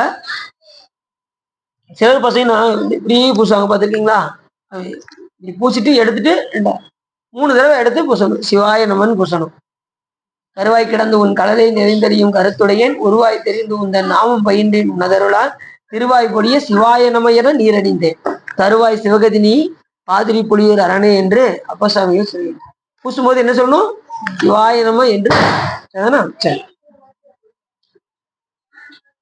பூளை மலரை அழகிய சடியில் முளைத்தவனே. பூளை மலர் சுவாமி அணிஞ்சிருக்காராம். பூளை சூடியவனே, சூடினன். பூளை மலர் பார்த்துருக்கீங்களா? பூளை மலர்னு பார்த்துருக்கீங்களா? பூளை மலர் நீங்க பார்த்துருக்கீங்களா? பூளை மலர்னு பார்த்தது இல்லையா? அது இந்த தோரணம் கட்டுறதுக்கெல்லாம் பயன்படுத்துவாங்களாம். இந்த மலர் வந்து இந்த தோரணங்கள் கட்டுவதற்கு, வீடுக்கு மாடுக்கெல்லாம் காப்பு கட்டுவதற்காக வச்சிருப்பாங்க அந்த பூளை மலர். அதை சிவபெருமான் சொல்லியிருக்காரு, பார்த்துக்கோங்க. பூளை மலர் சூடி, பூளை சூடினே வருது. அந்த மலரை சூடியவனே. அந்த தோரணங்கள், அழகு தோரணங்கள் கட்டுவதற்காக அந்த மலரை பயன்படுத்துவாங்க, பூளை மலர். அதை சுவாமி அணிந்திருக்கிறேன். பொடித்தவனே. காளியுடனே வாது செய்தவனும். காளியோடு ஆடி கனகாஜலத்தாடி ஊழியோடு ஆடி ஓலையத்தை ஆடின்னு காளியோட சேர்ந்து நடனம் புரிஞ்சாரா? யார் ஜெயிச்சா? அம்மா வந்து என்ன செஞ்சாங்க? தோழியை ஒத்து கொண்டார்கள். சாமி இப்படி காலை மேல தூக்கி நடனம் ஆடினாரா? பெண்கள் அப்படி நடனம் ஆட முடியாது. உடனே தில்லையினுடைய எல்லையில் இரு அப்படின்னாரு சாமி. தில்லை எல்லையில காளி இருக்காங்களா? தில்லை காளின்னு. ரெண்டாவது அது நிறைய கதை இருக்கு. சரி, நான் இன்னொரு நாள் அதை சொல்றேன். அதுக்கு நிறைய விஷயங்கள் இருக்கு. அப்படி காளியுடனே வாது செய்தவனும் ஆதி கர்த்தாவும் உமைக்கு கணவனும் ஆமை யோட்டை ஆவரணமாக அணிந்தவனும் வேத ஆகமங்களை பாதுகாப்பவனும் தாமரை மலையில் உறையும் பிரம்மனும் திருமாலும் தம் முன் மாறுபட்டு தேடவும் அவர்கள் கண்ணீர் பொருந்துபடி நிலைமை பொருந்திய தன்மையுடையாக காண ஒண்ணாதவனும் ஆகிய அவங்க போய் பார்த்தாங்க. சிவபெருமானுடைய திருவடி அவர்களால் காண முடியவில்லை. அப்பேற்பட்டவரும் சிவபெருமானுடைய குமாரராகிய பிள்ளையார் குற்றமற்ற திருவாக்கை புகழார் என்றோம். அப்படிப்பட்ட பெருமானை நாங்கள் புகழ்கின்றோம் என்று இந்த இதுல சொல்றாரு. கங்கையை தரித்தவனும் திருநீற்றை திருமேனி எங்கும் பூசுவோனும் கல்லானின் கீழ் இருப்பவனும் ஆங்கூரின் ஞாழ முதலாய அடியில் இருப்பவனும் இடபத்தி வேறுபவனும் கிளிப்பட்ட கோவண ஆடையை உடையவனும். சாமி பாருங்க எவ்வளவு எளிமை பாருங்க. கோவண ஆடை, புலித்தோல். நம்மளும் அதை அடிக்கிறதுக்கு குறிப்பிடுமா? தீபாவளி ஆயிடுச்சுன்னா இங்கே இருக்கணும், ட்ரெஸ் புதுசா இருக்கணும், குவாலிட்டியா இருக்கணும். சில பேர் வந்து ஜம்முன்னு இருக்கணும். 2000 ரூபா குறைஞ்சது 2000 அப்படின்னா தாங்க நாங்கள் ட்ரெஸ் எல்லாம் எடுப்போம். அது குறைஞ்செல்லாம் எடுக்கிறதே கிடையாதுன்னா பார்த்துக்கோங்களேன். அப்படி சில பேர் பார்த்தீங்கன்னா 2000 குறைஞ்சு. சாமி பாருங்க, கோவண ஆடை, புலித்தோல், யானை போர்வை, யானை துணியுடைய போர்வை, இது பொத்திக்கிட்டு சாமிக்கு உண்மையிலே எதுலையுமே பற்று கிடையாது, எதுவுமே இல்லாதவர், நிர்வாண குளம் தான் சாமிக்கு. அந்த முனிவர்கள் ஏவி விட்டது அந்த புலித்தோளும் அந்த நாகாபரணமும் எல்லாமே. இல்லைன்னா சாமிக்கு எதுலையுமே, நாமளும் அப்படிதான் இருக்கணும், எதுலையுமே பற்று இல்லாம தான் இருக்கணும். ஆனா நமக்கு எல்லாத்துமேலையும் பற்று இருக்கு, எதையுமே விடுறதுக்கு மனசு இல்லை. சாதாரண பிள்ளைகள்ல இருந்து பாத்துக்கோங்க, நம்ம பிள்ளைகள்ல இருந்து இந்த உலக பந்தத்துல எல்லாத்துலயுமே பற்று வச்சிருப்போம். பிள்ளைக்கறி கேட்டு வந்தாரு பாருங்க சுவாமி, யாருக்கு? சிறுதொண்டருக்கு பிள்ளைக்கறி கேட்டு வந்தாரா? இவரு போர்ல போய் அத்தனை உயிர்களை வெட்டி சாய்க்கிறார். யாரு? சிறுதொண்டர். இப்படி எல்லா உயிர்களையும் நீ வெட்டி சாய்க்கிறிய, உன் பிள்ளைக்கு ஒண்ணுன்னா நீ என்ன செய்யறன்னு பார்ப்போம் அப்படின்ட்டு தான் சிவபெருமன் வராரு. புரியுதா உங்களுக்கு? பிள்ளைக்கறி கேட்டு வராரு. அப்பயும் ஒரு தளரவே இல்லை, எப்பயும் ஒரே அன்பு. சிவபெருமான் மேல் கொண்ட பற்றின் காரணமாக, அவர் மேல் வைத்திருக்கின்ற அன்பின் காரணமாக பிள்ளைக்கறி கொடுத்தார். ஒரு பொட்டு கண்ணீர் வரல சார், நல்லா யோசிச்சு பார்த்துக்கோங்க. ஒரு பொட்டு கண்ணீர் வரல. சாமி அப்படிதான் கேட்டாரு, தந்தை பிடிக்க தாய் பிடிக்க தந்தை அறுக்க ஒரு கண்ணீர் அந்த குழந்தை கண்ணுல இருந்து வந்துடக்கூடாது, உங்க கண்ணுல இருந்து கண்ணீர் வரக்கூடாதுன்னு. அப்படி எப்படி கொடுத்துருப்பாரு பாருங்க. அந்த பிள்ளை அதுக்கு மேல பக்குவம். இப்பா இந்த உடம்பு இறந்ததுக்கு அப்புறம் ஏதோ காக்கா நரி தான் சாப்பிட போகுது, ஒரு அடியாருக்கு பயன்படட்டுமே, அது குழந்தையுடைய பக்குவத்தை பாருங்க. அதை விட ஒரு பக்குவம் என்ன தெரியுமா? அந்த வீட்டு வேலைக்காரி, அவங்க பக்குவம் அதிபக்குவம். வீட்டு வேலைக்காரி எல்லாம் சமைச்சு வச்சு இந்த மண்டையை கொண்டு போய் கீழே ஓடு அப்படின்னாரு. அந்த அம்மா ரொம்ப விவரம். அவர் சாமி வந்தது இப்படி பார்த்தாரு, கூட பிடிச்சு பார்த்தாராம், கை காலு எல்லாம் இருக்கு, மண்டையை எங்கன்னு கேட்டாராம். உடனே ஐயோ மண்டையை கீழே போட சொல்லிட்டேன்னு வேகமா ஓடி வந்து வேலைக்காரிட்டக்காக சந்தனாதி தாயாரு அந்த தாயார்கிட்ட போய் கேட்டதும் உடனே அவங்க, இந்த சாமியார் இவ்வளவு கேட்ட சாமியார் இதை கேட்காம விட்டுருவாரு, நான் தனியா சமைச்சு வச்சிருக்கேன் அப்படின்னு சொல்லி வந்து கொண்டு கொடுத்தாங்க. எவ்வளவு அன்னைக்கு மட்டும் அந்த வேலைக்காரி செய்யலைன்னா இன்னைக்கு சிறுதொண்டன் வரலாம் நம்ம பார்த்துட்டு எப்படி இருக்கும். நாங்க இப்ப போய் பார்த்தோம், சிறுதொண்டன் வீட்டுக்கு போனோம், அவரு அறுத்த அந்த இடம்லாம் இன்னும் அப்படியே இருக்கு. பிள்ளைக்கறி இது செங்காட்டங்குடி, செங்காட்டங்குடியில சாமி போய் உட்காந்து இந்த இடம், கணவனார் வந்தது என்னை இங்க வந்து பாருன்னு சொன்ன இடம் எல்லாத்தையும் போய் பார்த்துட்டு வந்தோம். இப்ப ஆமா போயிடும். அவர் உட்கார்ந்துருந்த இடம், அவர் வந்து அழைச்ச இடம், அவர் பிள்ளைக்கறி கொடுத்த இடம், வீடு எல்லாத்தையும் பார்த்துட்டு வந்தோம். அப்ப எப்படி இருக்குன்னு பாருங்க. பிள்ளைக்கறி அறுத்து கொடுத்த இடம்லாம் அங்க இருக்கு. இன்னும் என்னன்னா அன்பை மட்டும்தான் சாமி பார்ப்பார். பிள்ளை மேல பட்டு இருந்தா அவர் கொடுத்துருவோம். அதனாலதான் அவருக்கு பிள்ளையோடு காட்சி கொடுத்தாரு சிவபெருமான், முருகப்பெருமானோடு காட்சி கொடுத்தாரு. அடுத்த நிமிஷமே விடைவாகனத்துல முருகப்பெருமானோடு இருந்து காட்சி கொடுத்து சிவலோகத்துக்கு பிள்ளையோடு சேர்ந்து கூட்டு போயிட்டாரு, குடும்பத்தோட போயிட்டாங்க சிவலோகத்துக்கு. பார்த்தீங்களா? சரி சரி டயாச்சு. சரி இப்படி சொல்லி சிவபிரான் அருளி செய்த ஆகமத்தை உள்ளபடி அறிந்த பெரிய தபோதராகிய அகத்திய முனிவனுக்கு என் கண் நாவுமே எழுந்தருளி இருக்கும் திருக்கோயில் என்று. இப்ப இந்த கதை யார் யார் சொல்றா? முருகப்பெருமான் அகத்திய மாமுனிவருக்கு இந்த சிவ ஆகமத்தில் இருக்கப்பட்ட அந்த விஷயத்தை உப ஆகமமாக எடுத்து உரைக்கின்றார். முருகப்பெருமான் தான் சொல்றாரு. யாருக்கு? அகத்திய மாமுனிவருக்கு. என்ன உபதேசம்? சிவ தர்மோத்தரம் என்கின்ற நூலை சிவ ஆகமத்தில் இருந்து அந்த ஆகமத்தை இருந்த விஷயத்த சாரமாக எடுத்து, இதுக்கு வந்து உப ஆகமும் பேரு. சாமி அருளியது ஆகமம், முருகப்பெருமான் சொன்னது உப ஆகமம், அதுக்கு பேரு சிவ தர்மோத்தரம்னு பேரு. என்னென்ன தப்பு செஞ்சா என்னென்ன தண்டனை, எதெல்லாம் பாவம், எதெல்லாம் பழி, எதெல்லாம் பாதகம், எதெல்லாம் மாபாதகம் அப்படிங்கிறத பிரிச்சு சொல்றதுதான் இந்த சிவ தர்மோத்தரம். இப்ப நமக்கு பாவவியல் முடிஞ்சிருச்சு. அடுத்து நம்ம பார்க்கக்கூடியது சொர்க்க நரகவியல். என்னென்ன பாவம் செஞ்சா என்ன சொர்க்கம் எங்க கிடைக்கும், என்ன புண்ணியம் செஞ்சா சொர்க்கம் கிடைக்கும், என்ன பாவம் செஞ்சா நரகம் கிடைக்கும் அப்படிங்கிறத பத்தினா நம்ம தொடர்ந்து பார்ப்போம் என்று சொல்லி பார்த்துக்கலாம்ல. அடுத்து எப்ப பார்க்க போறோம்? திங்கக்கிழமை. அது சனி ஞாயிறு, ஞாயிற்றுக்கிழமை அப்படின்னு சென்னை, திங்கக்கிழமை வந்துடும். திங்கக்கிழமை வந்து என்ன இது, திங்கக்கிழமை சஷ்டி அங்க போயிடுவோம், செவ்வாய்க்கிழமை திருக்கல்யாணம், புதன்கிழமை அடுத்து பார்ப்போம். சரிதானா? அடுத்த புதன்கிழமை அடுத்து நம்ம எல்லாருமே சந்திக்கணும். இதுக்காரும் உள்ளம் நிறைந்து வகை சிறந்து இந்த சிவ தர்மோத்தரத்தை நீங்கள் கேட்டதனால் உங்களுடைய வல்வினை கரைந்து திருவருள் உரையும் என்று சொல்லி திருப்பூர் பாய் அடியின் உரையை கரைச்சிட்டோம். இன்னைக்கு என்னது? திருச்செந்தூரா?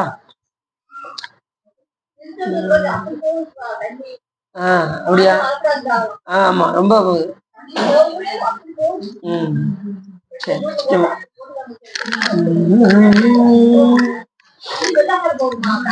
கொலை மத கரியன மிக மத தனகிரி கும்ப தனமானார் குமுத முத இதழ் பருகி உருகி மயில் உண்டிடு நாயே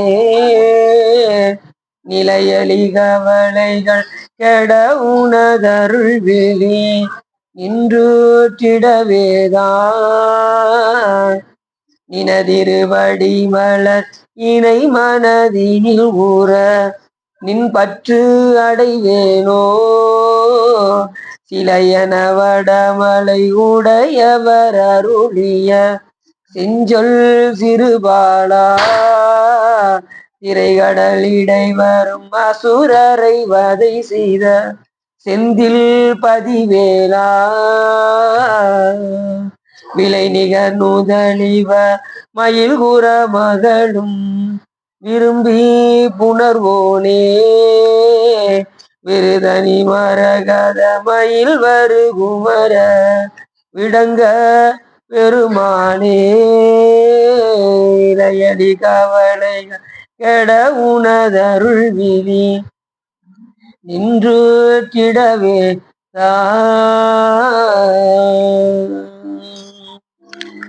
கைலாய வரும்போது விஞ்ஞான போத நெறி காட்டும் என்னை மயில்வாய்மை கண்டான் சந்ததிக்கோர் விஞ்ஞான பானுவாகி உயிராரும் பொழில் திருவாவூர் திருவாழ்வு நமச்சிவாய தேவன் சைலாதி மரபுடையும் திருமரபு நீடூடி தலைக மாதோம் வான்முகில் வளாது பெய்கம் அடிவளம் சுரக்க மன்னன் போன்முறை அரசு செய்க குறைவில்லாத உயிர்கள் வாழ்க நான்மறை அரங்கள் ஓங்க நற்றமும் வெள்வி மல்க மேன்மைகள் சைவ நீதி விளங்குக உலகம் எல்லாம் ஐயம் நீடுக மாமனை மண்ணுக விரும்பிய அன்பன் விளங்குக சைவ நன்னெறிதான் தலை தொங்குக தேவன் திருநீர் சிறக்கவே திருச்சிட்டமா பார்வதி பதையே என்னாருடைய சிவனையை போற்றி வேல் முருகனுக்கு திருச்சிட்டம்பலம் தில்லையம்பலம் பொன்னம்பலம் அருணாச்சலம் 7ஆம் படம் எப்படி யாரோ வந்துடுறீங்களா எங்க எப்படி வந்துடுறீங்க பார்ப்போம்